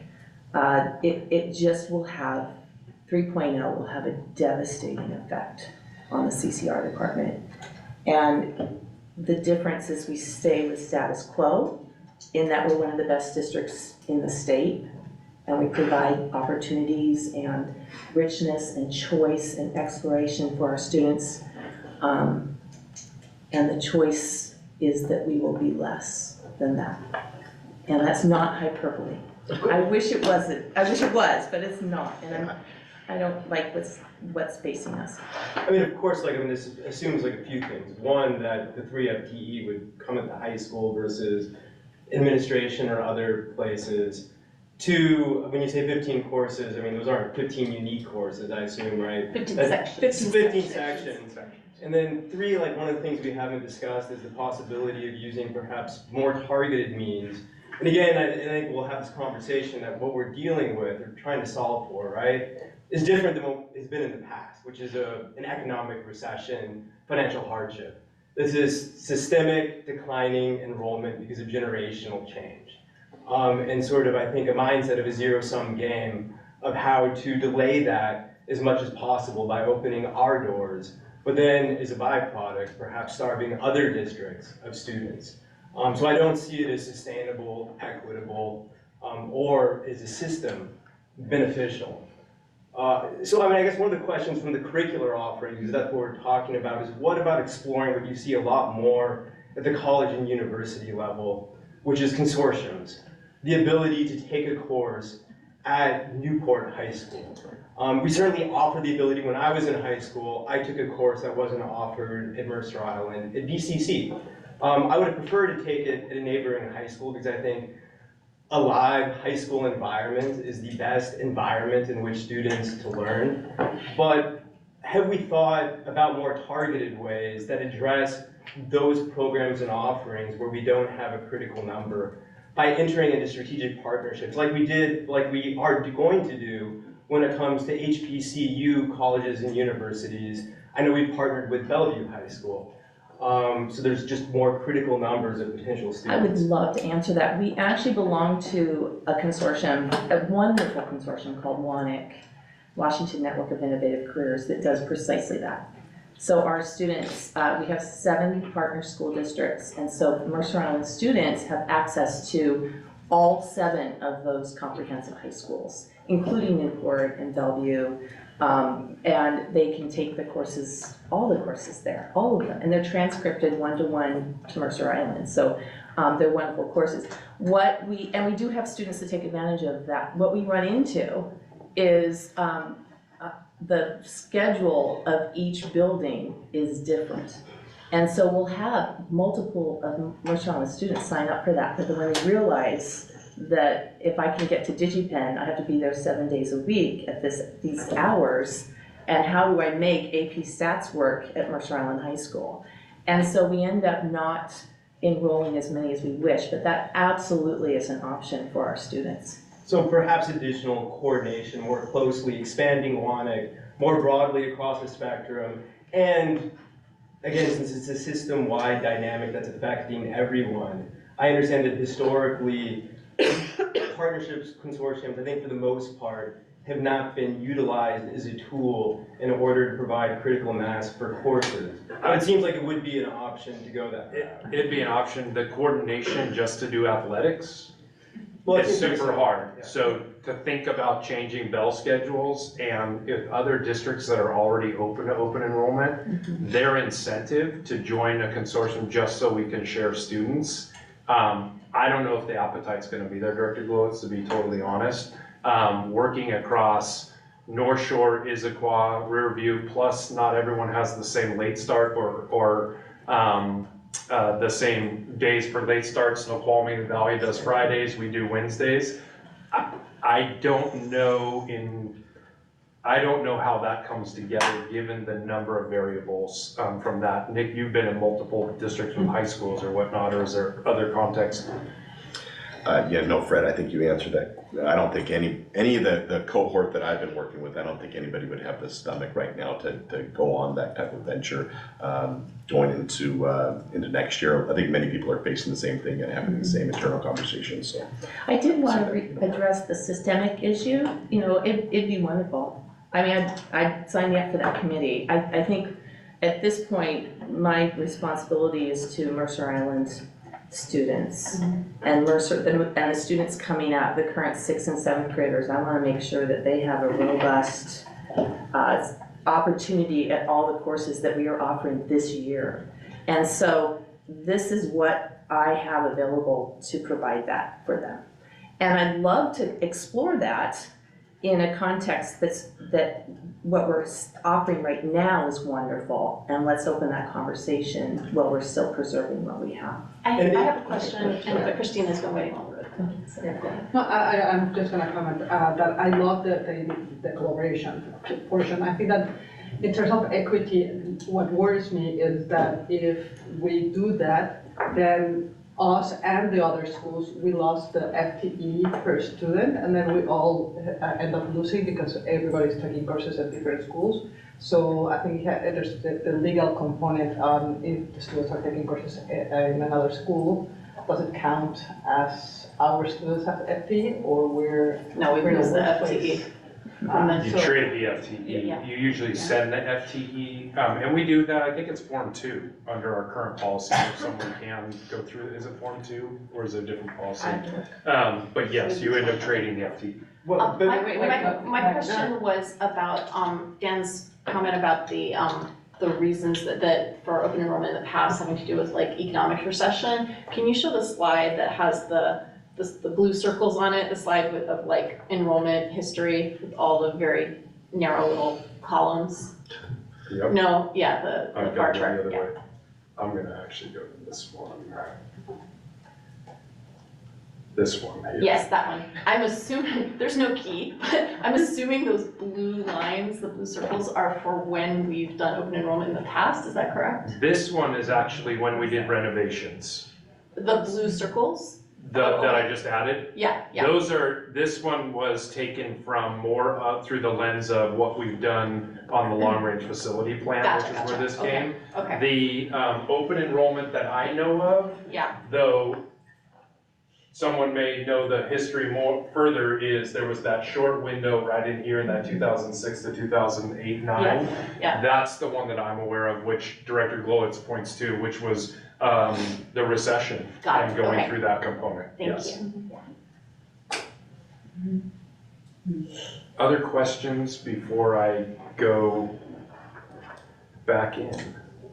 Or anything else that we want to add contextually? I just think it's interesting to think of this as, not not only like what do we gain financially by bringing in more students, and by then, of course, we do touch on that sort of like, is this systemically fair to the region at large versus, you know, do we look after our own, or, you know, question I think a lot of us have sort of, you know, like big picture, but actually real small picture. But I think for me, it's eye-opening to see that the cuts that would be almost immediate, and as Jim McClellan said, you know, like, we have such an excellent school district, and our high school is such an exemplar of the education that you can provide to students in a public school. And I think that it's worth taking time to really consider what we can do to preserve that excellence for the short term, and maybe while we think about like, would there be a systemic long-term issue, or you know, are there other changes we can make, but just as sort of an effort to think, you know, I see our administrators right now really focusing on what can we do to save our, you know, to keep our children's education in the next, you know, several years as excellent as it has been, while maybe we try to sort of look forward and sort of see longer history of like, what can we do? So for me, that was kind of eye-opening tonight to sort of hear about like these, you know, we could lose staff because of, you know, you don't want to work 3/4 time if you could work full-time somewhere else, or we could lose, you know, classes that maybe aren't super subscribed, but maybe provide passion to several students. Anyway, more comment than the question, which I know everyone loves, but. So looking at this, and I might need to lean on Director Sullivan over there a little bit. I think that there is a real analysis that, or a close look that we should take at that local tax, because I do understand and I appreciate community members who have said, when you bring in students from off island, whether or not they're staff members, children, or they'd be others, you know, what does that mean for my taxes? And am I paying then for the education of other students?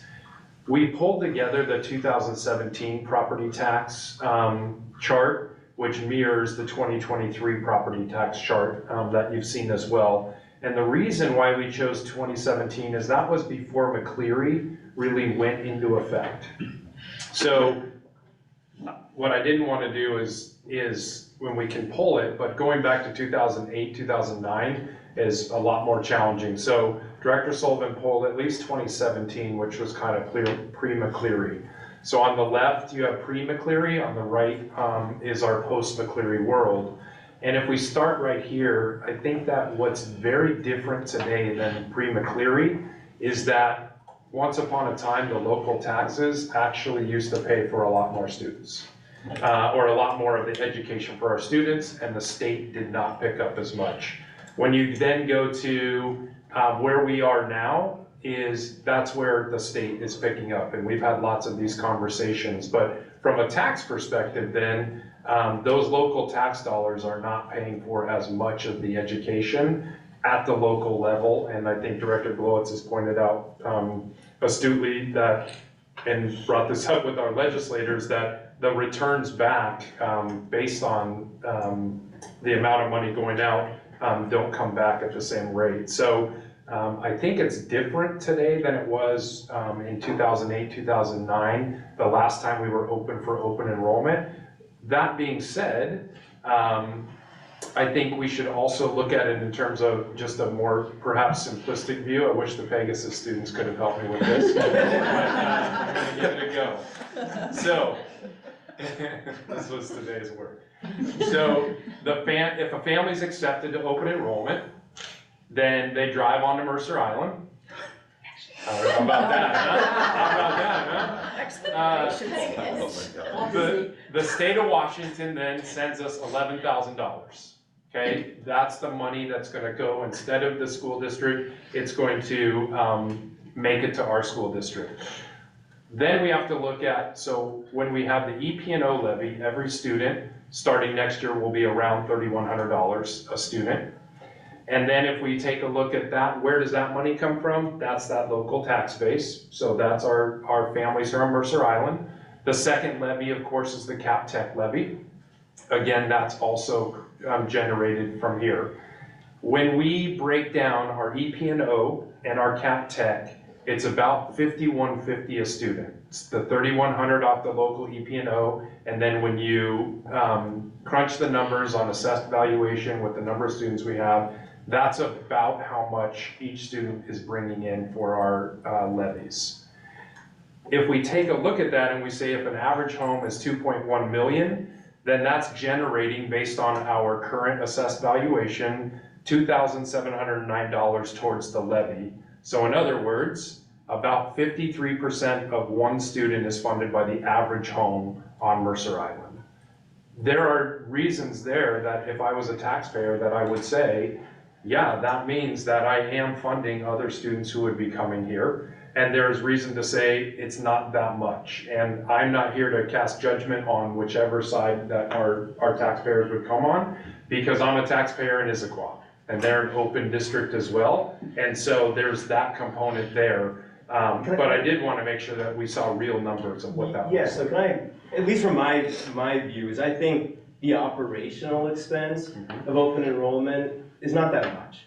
I mean, so if one were to assume, let's say 400 students at the high school, if the premise is to hold enrollment steady, and we show a 25% decline in 5 years by our demographic study, 35% over 10 years, then 400 students, just looking at the high school, times 5,000 is 2 million divided by 10,000 households. You're looking at about $200 a household in terms of additional expense on the levy side.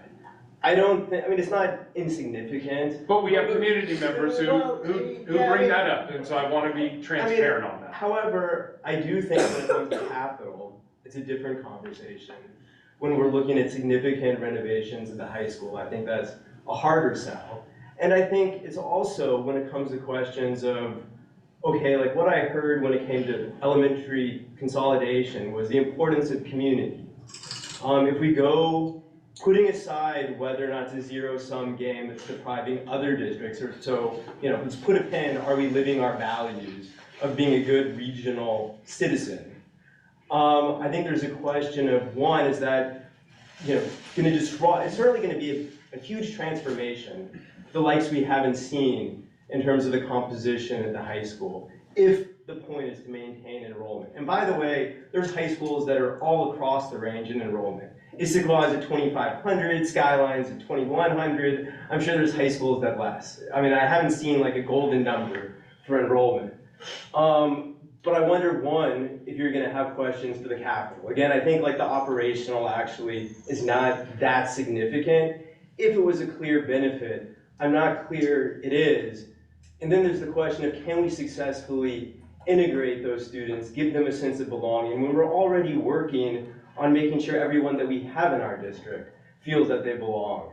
And then the question of sustainability. I mean, I think we were elected as school board directors to govern issues like this, rather than to shrug our shoulders, say everyone else is doing it. Let's open up the doors and hope like we siphon some funding from some other schools in a climate where everyone's enrollment is dropping. It's not, I mean, I don't think anyone's pretending that it's evening enrollment. Dan, I think your arguments are not addressing the reasons why it's being proposed. Number one, it's to maintain our staff levels, and number two, and not in any order, to maintain the opportunities we have for students in the high school, because that is driven by the courses that they select and take.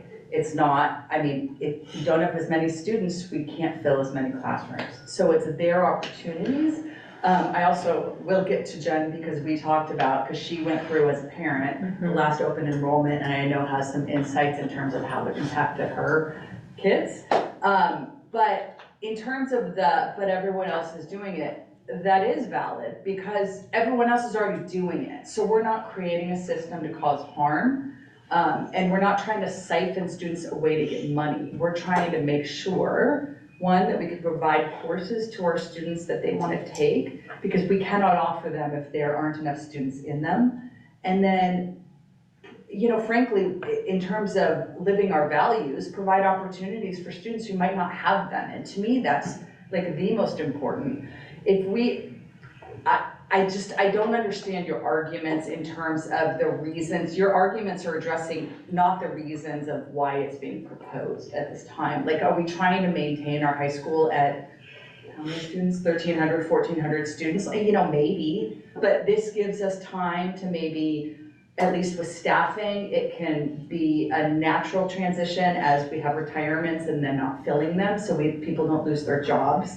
And then with students, we can continue to see as they adapt and change what courses they're interested in as we phase classes in and out all the time based on interest. But I know Jen has some experiential examples. Yeah, I'd love to, thank you, Deborah. I'd love to speak to the open enrollment from the family connection and student connection piece, because I know that is consistently brought up. I see that out in social media about how can will they be engaged? Will they be part of this community? And my husband and I have 4 children, all of which went through the Mercer Island School District, and we're so grateful to all of you for that. They are functioning adults now, paying taxes, and they're off the phone plan. So we are very, very happy. But we were in elementary and middle school when we did the last open enrollment that Dr. Rundle pointed out. And so those families and those kids came into our school, and I happened to be PTA president at the time.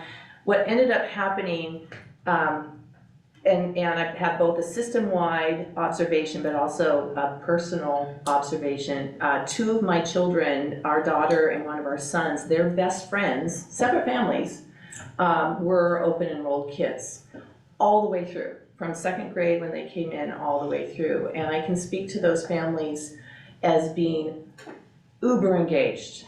PTA officers, volunteers, chaperones, fundraisers, they were here and they were so excited to be here, and they just integrated beautifully and wonderfully and fabulously and brought a wealth of who they were. They just made us better.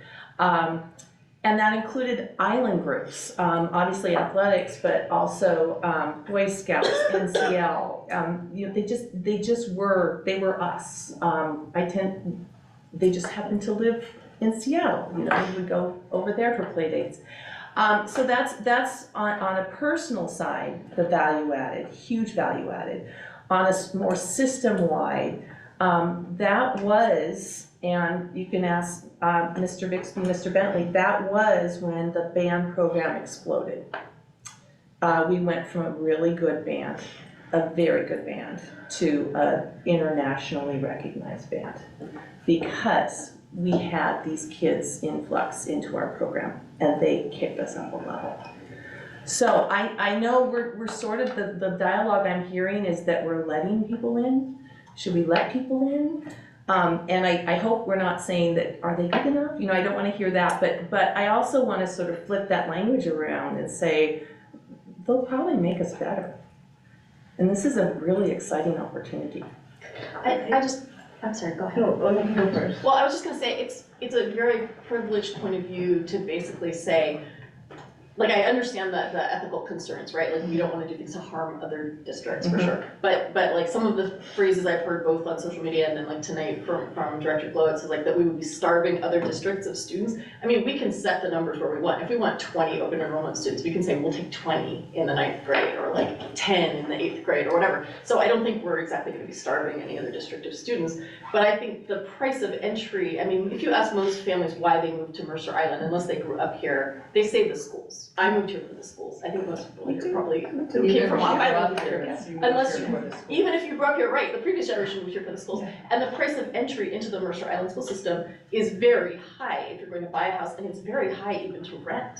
It's just out of the picture for a lot of families. I think that it's very presumptuous for us to say like, oh, we wouldn't want to harm their home school district by taking their students, where like, let them make that choice. No one's, forcing them to open enroll in another district. If a family, I have friends in Seattle who are looking to open enroll their child in a different high school because their district, their area's high schools are weak in a couple of areas that are important for them. And so they're going out and looking, and they're going to make an application to a different district. So let the family, if it turns out to be the right thing for our district, it's, I think more respectful and more ethical to share what we have and to maybe benefit from these great kids coming in, rather than to be like, oh, we're gonna make that choice for you. We don't wanna take you away from your home district, which a lot of parents would give like a pinky finger, to get their kids into a district like this, so. Yeah, so I was just gonna go back to a long time earlier when Director Glowitz was talking about kind of partnering up with other schools to take classes.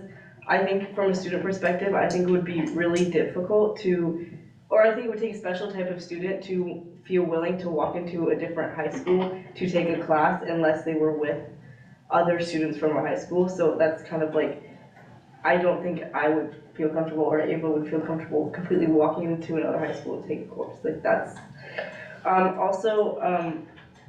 talking about what you were saying earlier, Director Glowitz, about belonging, I think it's almost impossible to get a high schooler to do something they don't want to do.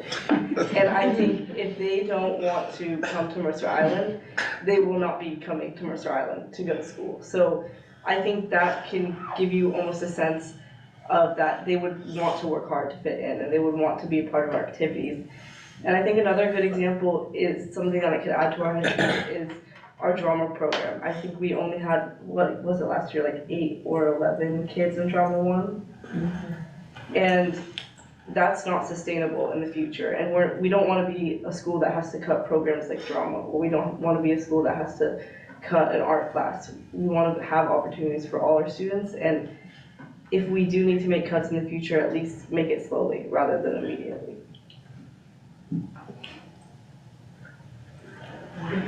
So, and I think then maybe there's not a definitive answer. It seems that open enrollment is couched in this very, incremental, small test period, sort of language. But as far as I can tell, the logic is that we should hold enrollment steady at the current rates, right? I mean, that's the whole premise in terms of not cutting FTE. And that is not insignificant when you look in the long run at our demographic trends. I mean, to go back, it's 50 a year loss in high school, year after year after year.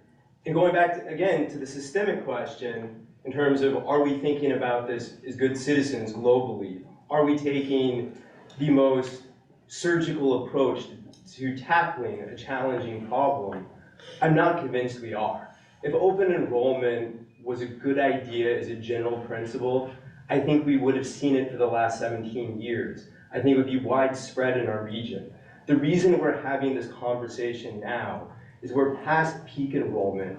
We are in a long demographic decline, which is our district, our region, our nation, and I don't hear, I think, solutions that maybe it'll benefit our district. I certainly don't think it benefits public education, and I don't think a weakened Seattle school district is healthy for our region or for our state. But it is a region-wide. Almost every district around us has open enrollment, at least in some way. And this is more, zero-sum mindset. and this is more of a, as I understand it, and correct me if I'm wrong, this is more of a surgical approach than how we've thought about open enrollment in the past, because like as a board member for the last 4 years, every spring when we've looked at it, we've been like, the superintendent has recommended against it. We've all been like, yep, not interested, because I at least was thinking of it as like binary on or off. Like you either let everybody in kind of, or you don't. And so we actually, the first I had even realized that it was possible to do a more targeted open enrollment was actually a letter that we received from a citizen who was like, why don't you consider open enrollment just at the high school level? And I was like, wait, we could do that? Like what? Like I didn't realize how much control the district could have over the process. So if you want to talk a little bit, Superintendent Rendell, as to like how big of a program would we be talking about? Is this really legitimately like a test? Would this, how many kids would you be thinking about? Or would you be thinking about, 150? Like what are you thinking? Yeah, so a couple things on that. I think if we look at the 9-12 that Director Glowitz, you were talking about, there are some years of 50, but it's not for a long period of time where it quickly becomes where we're not looking at the high school, at least by the demographers on that. But if I look at just some things, some questions that you had as a board that I kind of want to go back to here is you were kind of asking, what does it look like? And this was part of, I alluded to this earlier, but wanted to kind of take a look. I think this is our longitudinal data kind of since I've been in the school district, so going back to the last time we had open enrollment up until now. The blue bars are our kindergarten classes, and the maroon bar is what was the same class but on the 12th grade side. And what I was trying to do is just kind of show what has that delta been over time and how close have those been, because I think that's important as to how many students are we looking at needing to add or subtract over time in what we'd make up. And so you can see that obviously that delta has gotten greater, which we're pointing out and I think all agreeing to. The next one is, if we take a look at our cohort survival, these are our kindergarten classes from 2009 when they were kindergartners, and then how large was that class in 2021, that senior class, and this is based on FTE, not head count. So the FTE, you can see, has typically grown over time. If we look at Asha and her colleagues there, they were kindergartners in 2012. And they've grown 100 students since 2012 to 2024. The average then increase is 87 students. If we look at these 4 cohorts of classes, the average that we're growing is about 87 students. If we apply that then, and we just kind of look into it as a crystal ball, and I think this is some of the conversation that we're getting at, is our 2021 kindergartners are about 186. That was the year of COVID. We had a lot of pods and families who were choosing not necessarily to enroll. And if you apply that 87, then we might predict in 2033 we'd be looking at a graduating class of 273. If we look at the class of 2022 kindergartners, jumps to 322, and then our current kindergartners we might predict would be at 275.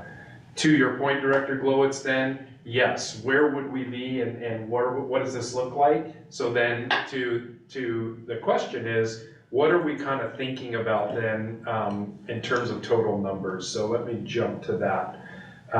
What I would be thinking is, I have no idea how many people would sign up if they came. We also have siblings that we have to think about, and what do you do with siblings? But we're predicting about a 10%, about 140, student drop over time.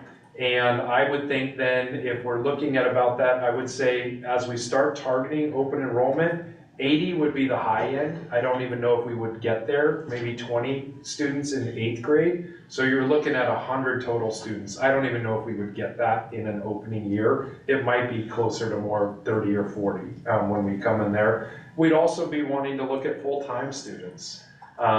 There is language in some of our neighboring districts where they're looking for students who are committing to a full-time schedule, not a part-time enrollment. So it's not coming for 3 periods a day to Mercer Island High School. So there are some other things that we can do as we start really thinking about this rolling out. I think it's really important also to think about the sustainability of it. And I've heard that term come up. And so that's why putting some parameters around what this might look like, I think would be really important. But that's what if I'm kind of thinking right now, somewhere in that 100 student range gives us that opportunity. We also allowed students to stay in our school district as long as they were in school.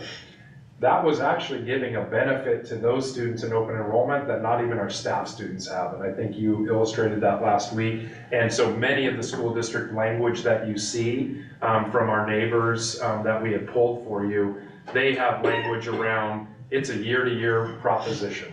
And every year you have to apply, just like a staff member's children. So I think if you were to say, yes, continue to explore this, the language I would be bringing you back as for possibilities. And I go back to our session last week. I need to be very mindful of this team and that you like lots of options as a team, that you don't want the specific brought to you. And so I could bring you lots of different options going forward. Again, not about trying to take away from one district or another. There are very few districts that have been closed like us for as long as we have. Snoqualmie Valley, they've been pulling kids out of Easton up and over the pass there for years who don't want to go down to the Roslyn, Cleal and Roslyn School District. Tahoma and Snoqualmie Valley Kent, they trade kids all the time because of the way the boundaries are all kind of in there. So we're one of the ones who haven't been open, but there are a number of districts that have been for many, many years.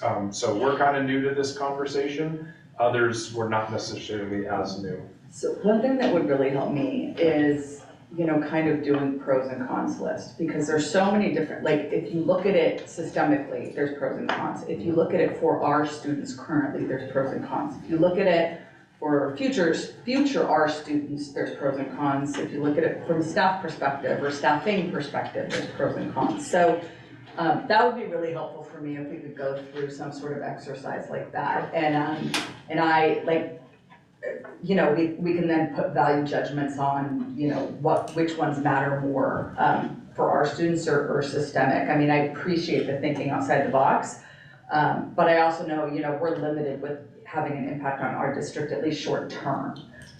You know, we can advocate with the state, but we know all how well, you know, changes happen at this, or how easy it is to make changes at the state level. So, you know, I think there's a decision, what are we gonna do today?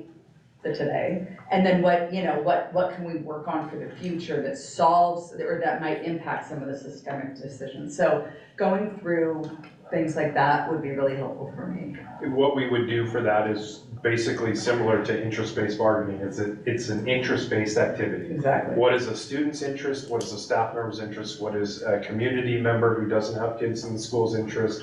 And looking at all of those, and then certainly a board interest, and being part of that, absolutely. I have a bunch of questions that I don't need answers to now, but can I just like throw them at you kind of for the future? So, well, one question is, like, if you're gonna make this proposal, how soon could we make a decision about it? Because I think if there are families out there that are, if you can only apply to one, is it true that you can only apply to one out of district? I don't think so. Is there transfer? Like, did I hear that last time? So the way that you apply, you go to the district that you reside in. Yeah. And you seek release from them to a specific district. So you're not seeking release and then anywhere. You're seeking, you submit a request from Bellevue to Mercer Island. Right. When Bellevue releases it, it pings me. It says, hey, there's an application waiting. We go through that and read. Right. So no, once you've made a request, like you can make multiple requests, right? Yeah. But that office, like we would see, would be like, okay, well, which one are you actually requesting to go to? Because you can't have multiple districts accept you. Right. So I guess one question is like, if you can give us a sense of how soon we would be able to act on this. And then also, the slide deck said 45 days to make a decision. I thought it was a much shorter timeline than that, No, so 45 days is what we have to respond. Yeah. You know, it's when we're talking about something like for next year. So right now we're in the process of looking at all the staff applications. So we're processing those right now. It's beneficial to us to process them now, knowing that they're maturing contracts, they're coming back. If somebody were to no longer be employed, we would rescind that, but we're processing them now. There are people who have applied for next year who don't fit in any of our current categories, and we're just on hold.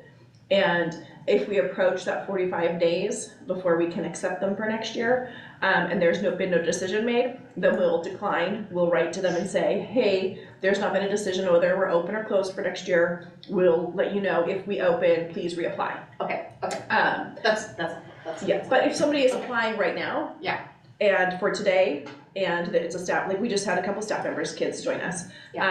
We approve like the same day so that they can enroll the following day. We don't wait that 45-day period. Okay, that's helpful, thank you. And then when you talk about full-time students, like saying we're open to full-time students, I totally get that you don't want kids coming in who are gonna be, they're only like, 2 periods a day or something like that, but surely that you don't mean to limit them for later in their high school career if they wanna do running start or something like that. That doesn't obligate them to continue to be a full-time student. Okay, well, that one you answered. Another question is, just something to think about is if you bring this proposal to us, would you be setting ideally sort of like numbers by grade as opposed to like to kind of spread the impact across the grades, or will it be just like the high school and the 8th grade? So I don't prefer one or the other, but it's just something to think about, whether how you want to do it, or maybe everybody comes in together in 9th grade and then that's more of a cohort that like goes through the system together, but that would impact, ability to fill up classes at the higher grade levels, right? You're not gonna have a bunch of ninth graders taking BC calculus. So, okay, that's just another question. These are all things that have been on my mind all week. Another question is if a whole ton of people apply for the spots that you might have created, will there be some sort of lottery system or something? Like if you know, like 100 people apply and there's 80 spots, I've got to assume there would be some sort of like impartial way to. Yeah, I can't answer that one. Yeah. There's kind of two different theories on that with school districts. One is the take them as they come, and as soon as you reach your end, that's it. Yeah. And there's another where you take a bucket of them and then you do a lottery at some point. Yeah. So and then there's variations. So there's different schools of thought out there. So my personal school of thought on that is just from like an equity standpoint, the bucket is better because not everyone is like super tuned in to like what's going on from district to district, and there may be like sort of an informational gap, and so if families don't hear about it until all the spots are gone, you have families on Mercer Island who are like, hey, my Seattle friends, like Mercer Island's opening up, you know, this many spots, like then, so that's my point of view. Okay, then the last question is,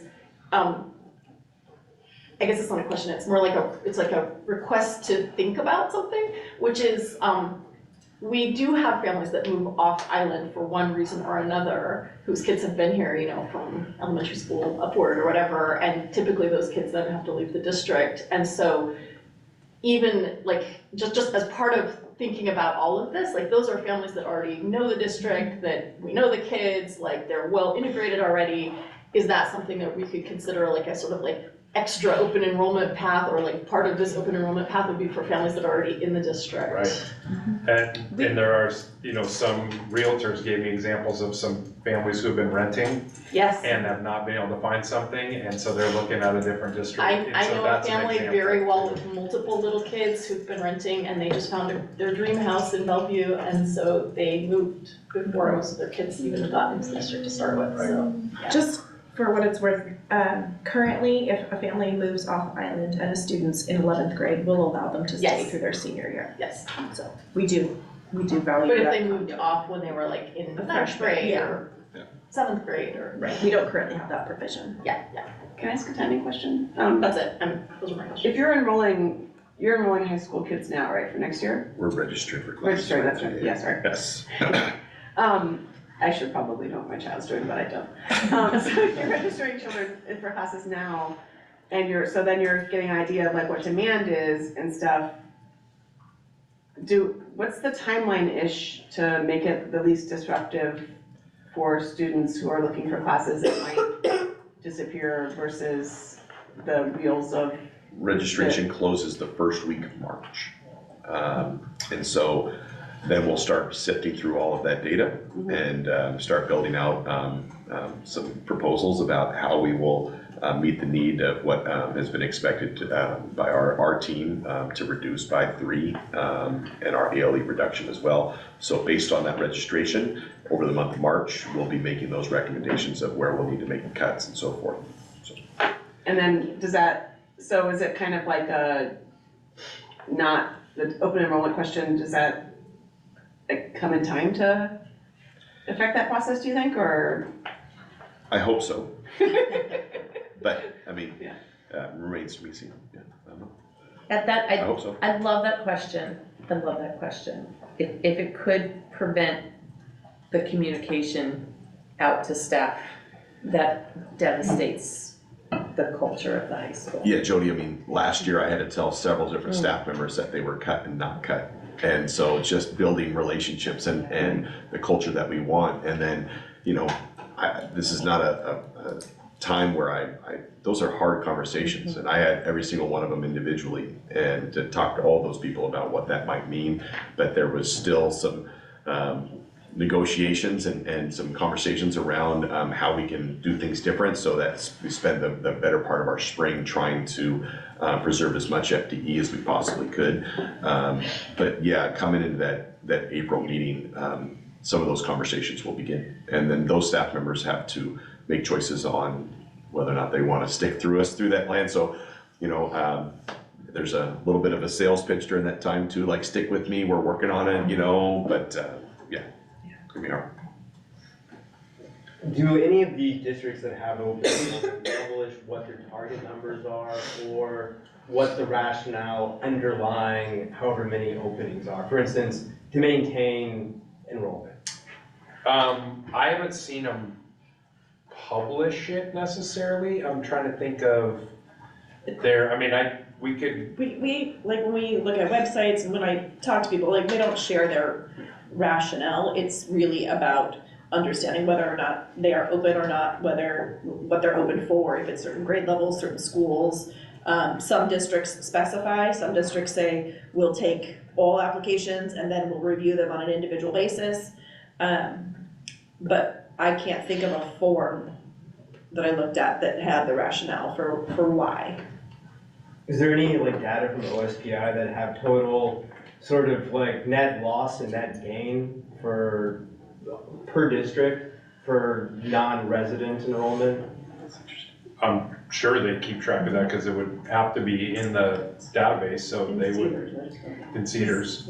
Is it not required that if we take them, they're here till they graduate? It's not required. It's not required. So the only requirement is that we can't discriminate on the basis of a protected class. Correct.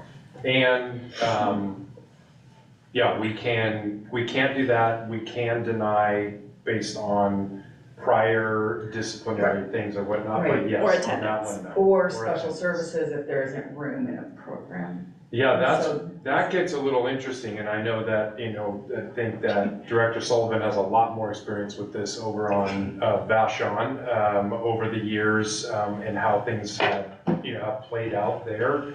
I think that there are different times when districts have been able to do that, and others where I've heard them lose cases there. So, it is not definitive. I think we have to, you walk a fine line without question there. I don't know, Director Battersby?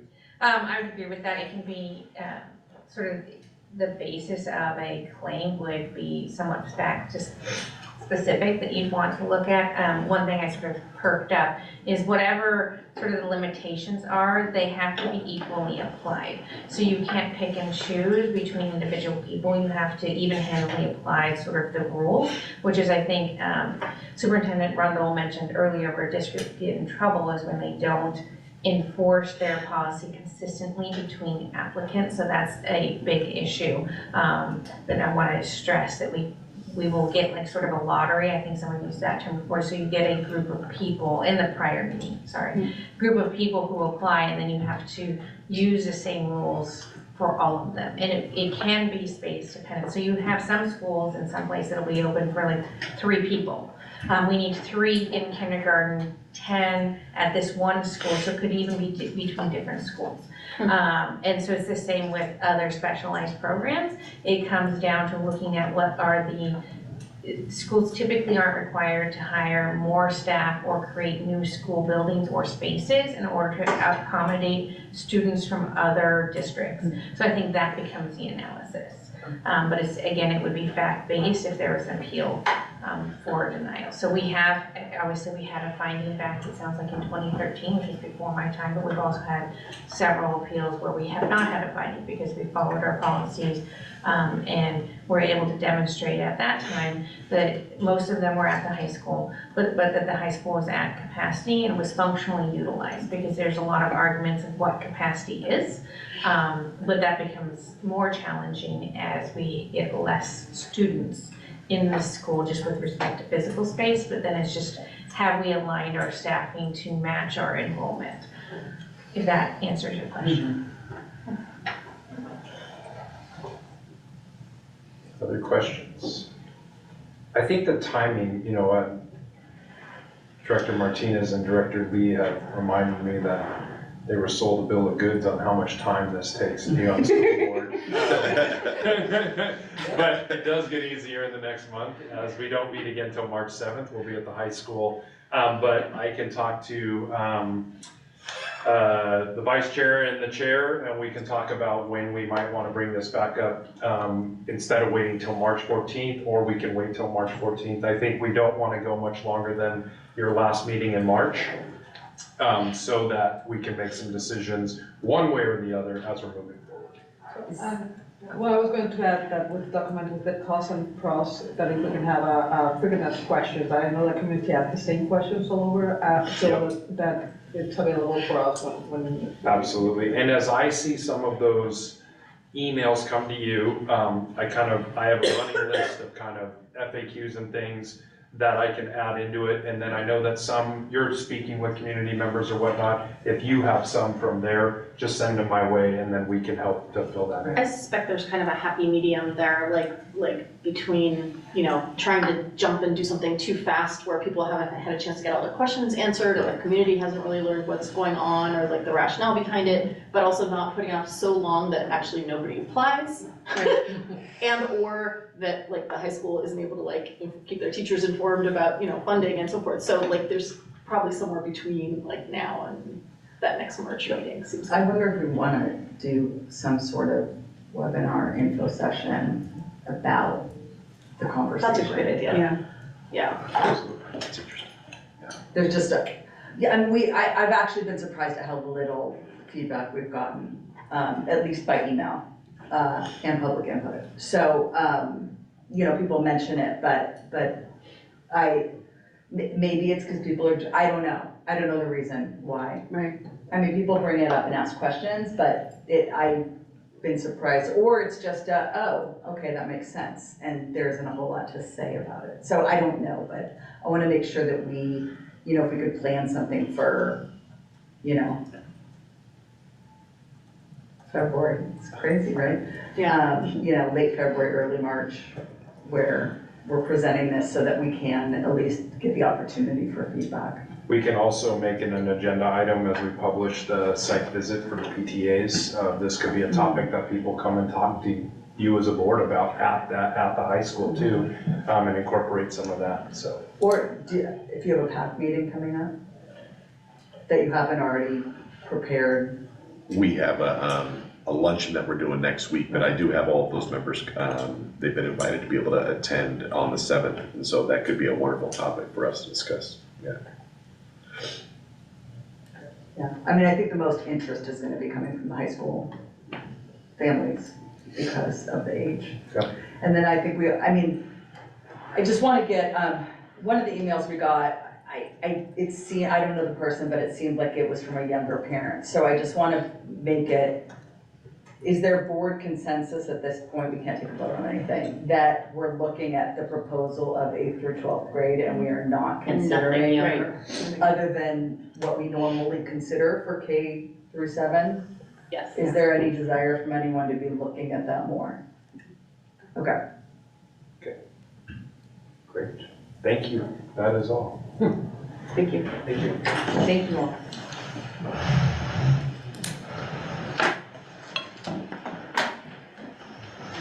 Okay.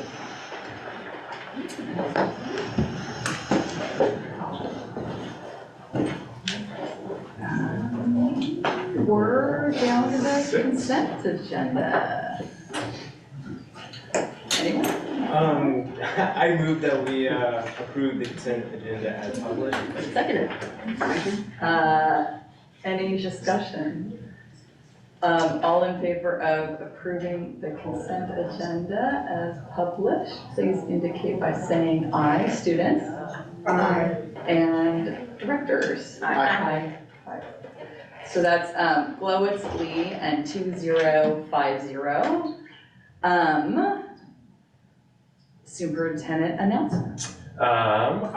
Just a quick announcement that I will be out of the district Wednesday, Thursday, Friday next week to go to the AASA Superintendent Conference. We have Director Sullivan who will be here all 3 days and Director Battersby for Wednesday, Thursday. So we have coverage, but just to give you that heads up. And then we have the midwinter break after that, and so we'll be back in school following midwinter break. I will definitely be available by email and phone, but I'll probably, unless something comes up, I probably won't do a big board update for you next week, but I'll definitely have one for you this week. Okay. Legislative report.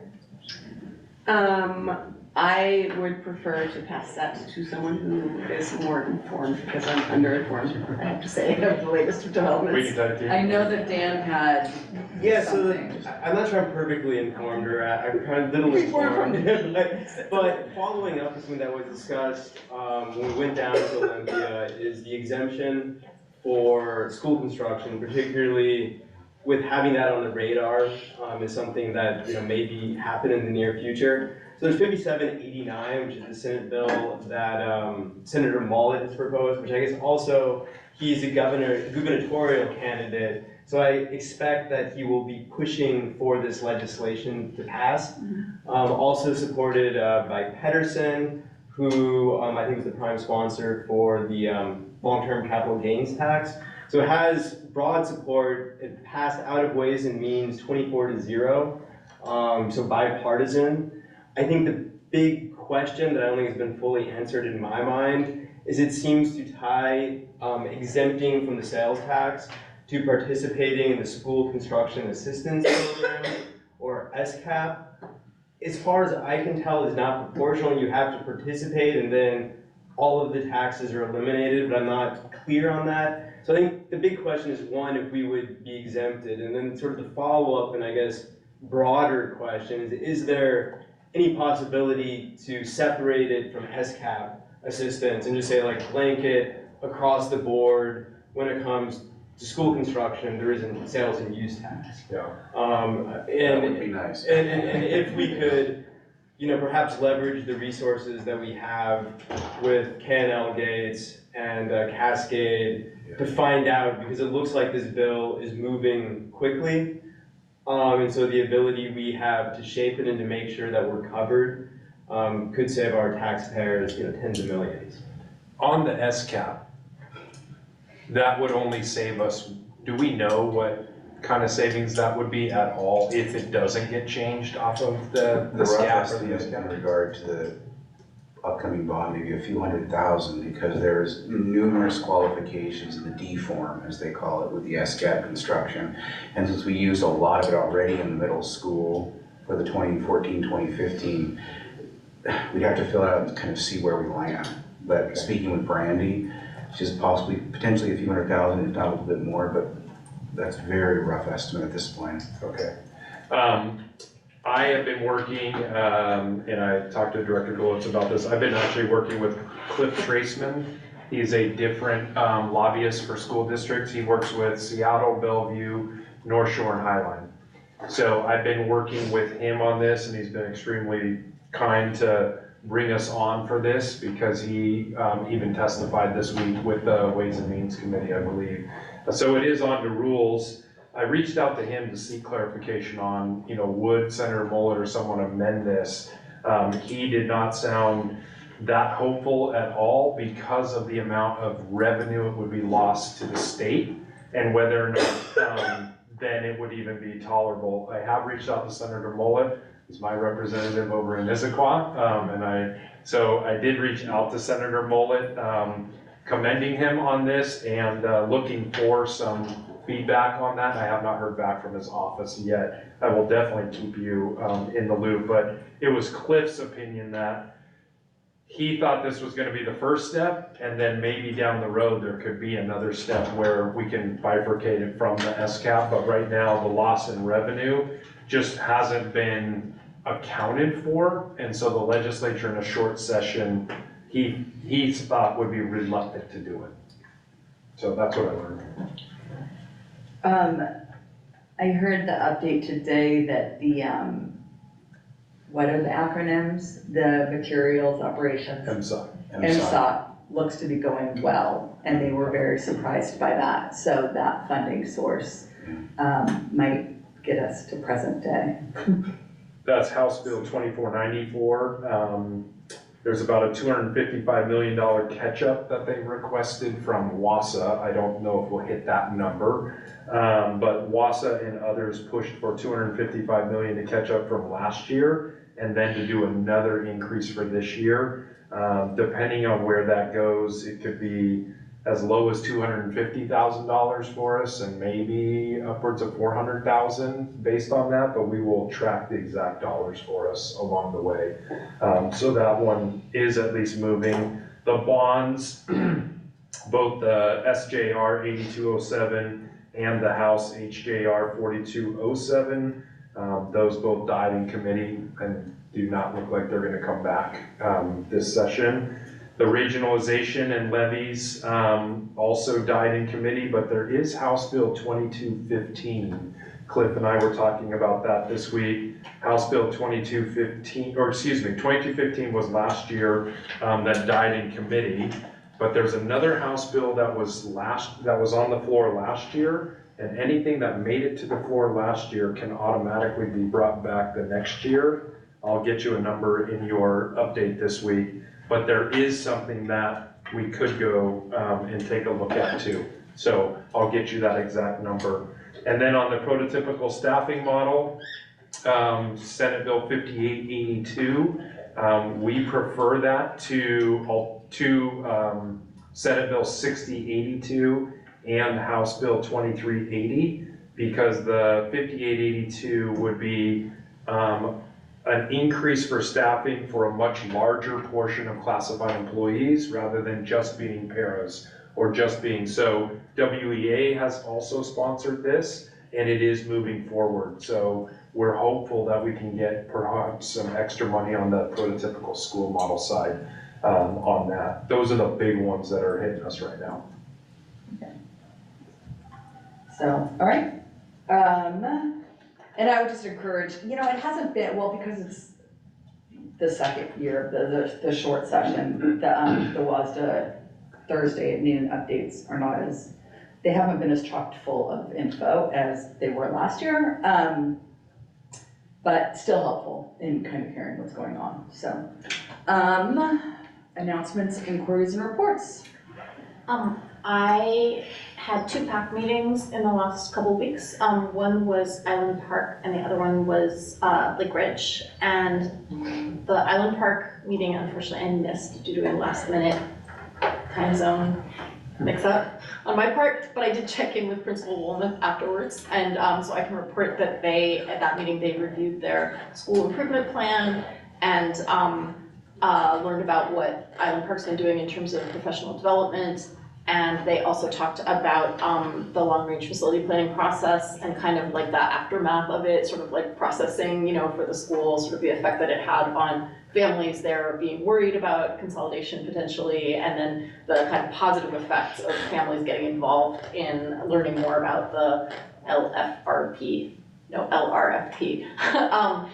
So the kind of the downside and the upside, and that everyone's kind of very relieved that consolidation's off the table for now. So that was that meeting, and I apologize for missing that, my first ever. And then the other one was on Monday, I went in person to the Lake Ridge PAC, and I've been on that PAC for 2 years, but I've always attended by Zoom, and so one of my fellow PAC members was like, "You're 3D, like you're an actual person." Principal Christensen talked about the kind of mid-year academic results, from iReady and so forth, and it was actually really interesting. She went like really deep into kind of how to look at the results in sort of both math and reading, and kind of comparing like the mixed grade classes to the single grade classes, and they're actually like doing better in a lot of respects, like especially in math, they're doing better, which I would think math would actually be the harder thing to teach to 2 grades at once, but it looks like very solid results. And everybody's doing very well at Lake Ridge in terms of making their, kind of at least 1 year of progress in 1 year, that kind of thing. So that was neat, just seeing, like, we've heard so much about these systems and kind of, like I've mainly been thinking about them, okay, in terms of my own kid, right? And like how I can see her results and see what she's learning and where she needs help. But it's kind of neat to see how those results can be used on a system-wide basis to kind of drill in and be like, oh, this class is falling a little bit behind in their goals for reading. Like, we need more resources directed here. We need to look at how this is being taught. It seems like a real way to kind of like tweak and fine tune, at the elementary school level. So that was neat. That's it. I don't know how I ended up with less job than anybody else. It is interesting, but I have not had any official meeting. All my interactions with the community have been parents that reach out to me and I meet one-on-one with them. And will make a list of the issues that matter to them.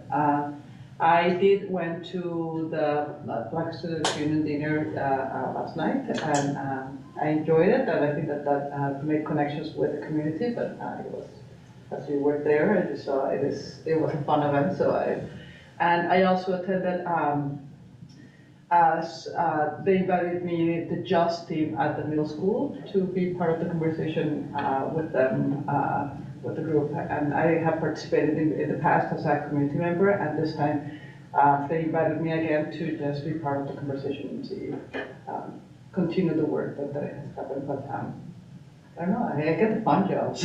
Yeah, that's great. Yeah. The only thing I did this, since our last meeting 2 weeks ago, is I went to the band concert that was the 6th and 8th grade band and the wind ensemble.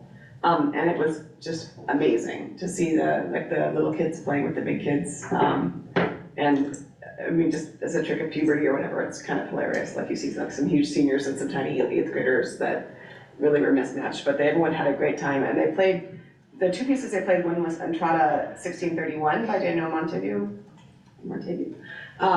which is, that's the date of the first sacred music written in the Americas, written in Peru, and the piece incorporated a lot of like native music traditions and colonial overtones, and it was kind of experimental maybe, and there was really magical. I wasn't, but I heard your report to my wife. It was Can like, go on. it was like magical. I mean, it was like this huge gym full of people, and people were just like silent afterwards, and it was, that was impressive. And then the other one could not have been more different. It was the Caravana After Party by Omar Thomas, who's an African-American composer, and it was quite raucous.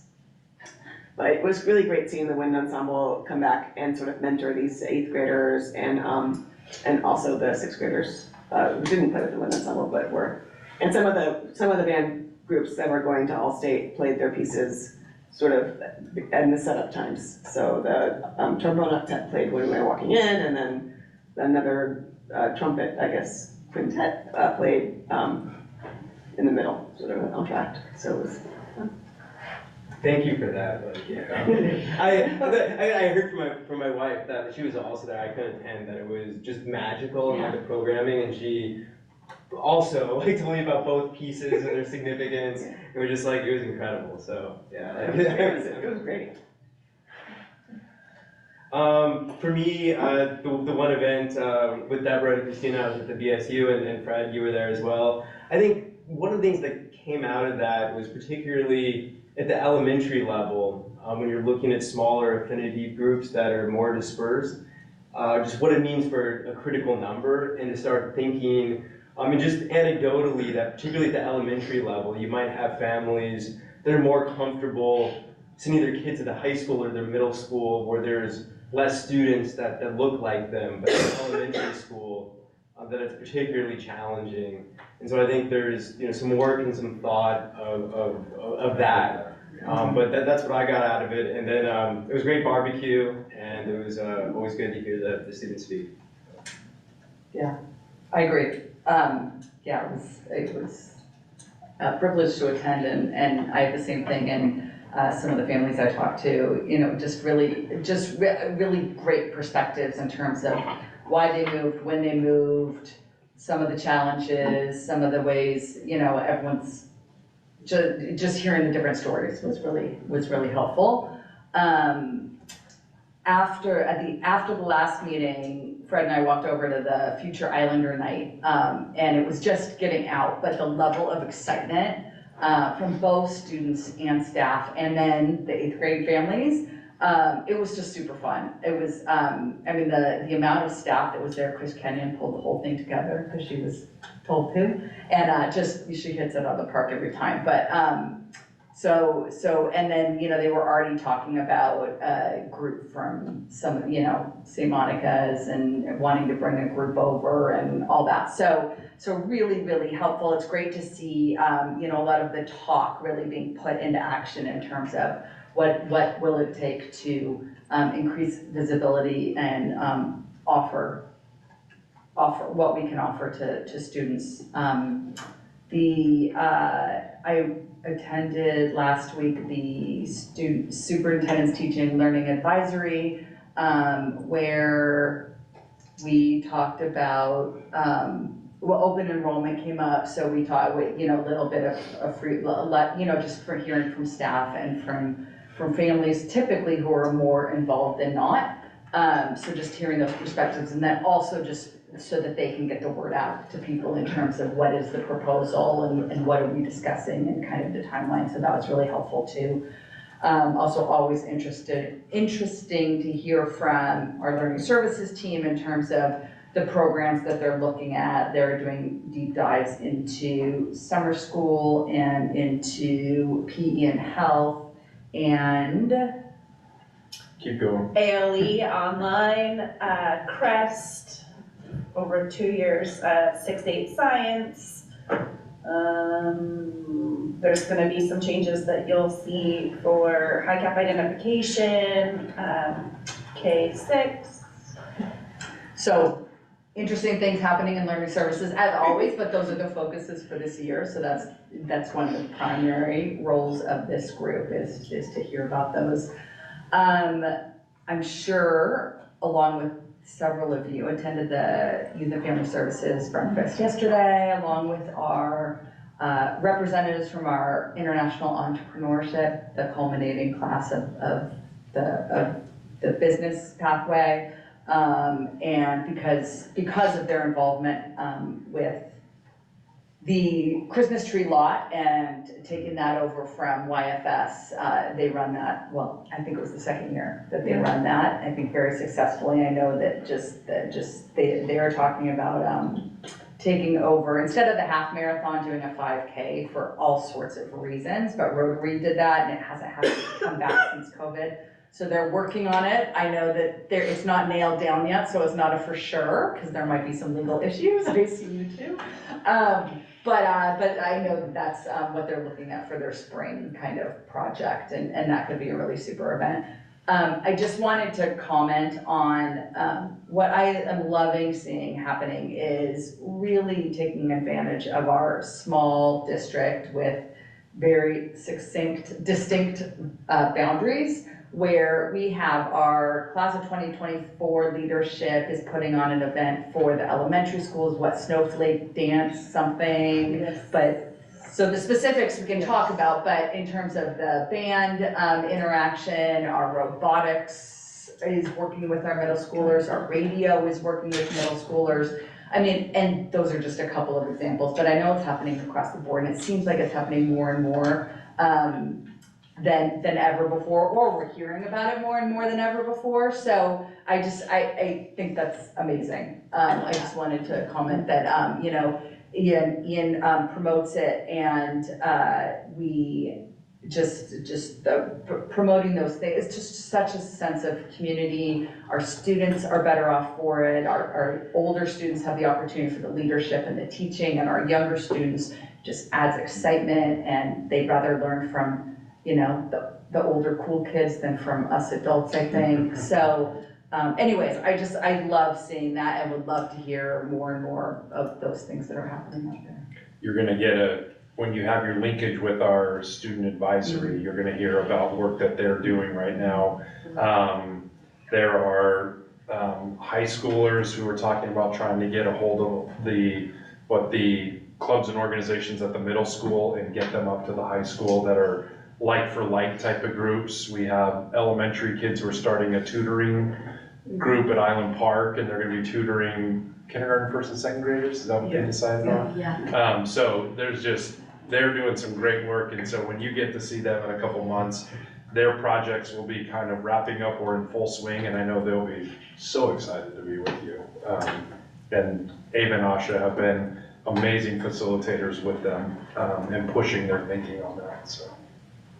And then elementary, speaking of the high school with their transition, middle school always did their 8th grade tours in June. They moved it up to January to coincide with that day. Elementaries held their first of 2 community tours today. So we had community members from a lot of incoming kindergartens, but we had families from Seattle and Bellevue, and I understand, I've spoken with 2 of the 4 principals, very well attended, and our PTAs were great supporters with that too. So the tours are back in action at our elementaries. Awesome. And I think middle school has in March, right? Yep. They're like kind of welcome to middle school evening. Yep. So. Can I add one more thing? I keep admiring and I love that I have this seat because you cannot see the. I know, I've been looking at them too. Oh, yeah. They're just amazing. Yes, so just, I love that it's different than last time that I was here. Yeah. I think every month it's changing? That's another Chris Kenyon thing. Yeah. Oh, it's fantastic. It's. All right, well, and then just finally, I know that, winter sports are coming to an end with some championship stuff going on, so I know they would love support, and then spring sports will start up right after midwinter break. All 13 of them. What? 13 spring sports. 13 spring sports? Yeah. Wow, so long. Anything else? Motion? I move that we adjourn this meeting. A second. And all in favor? Students? Aye. And board? Aye. So that's Glowitz and Martinez and 2050. And we are adjourned.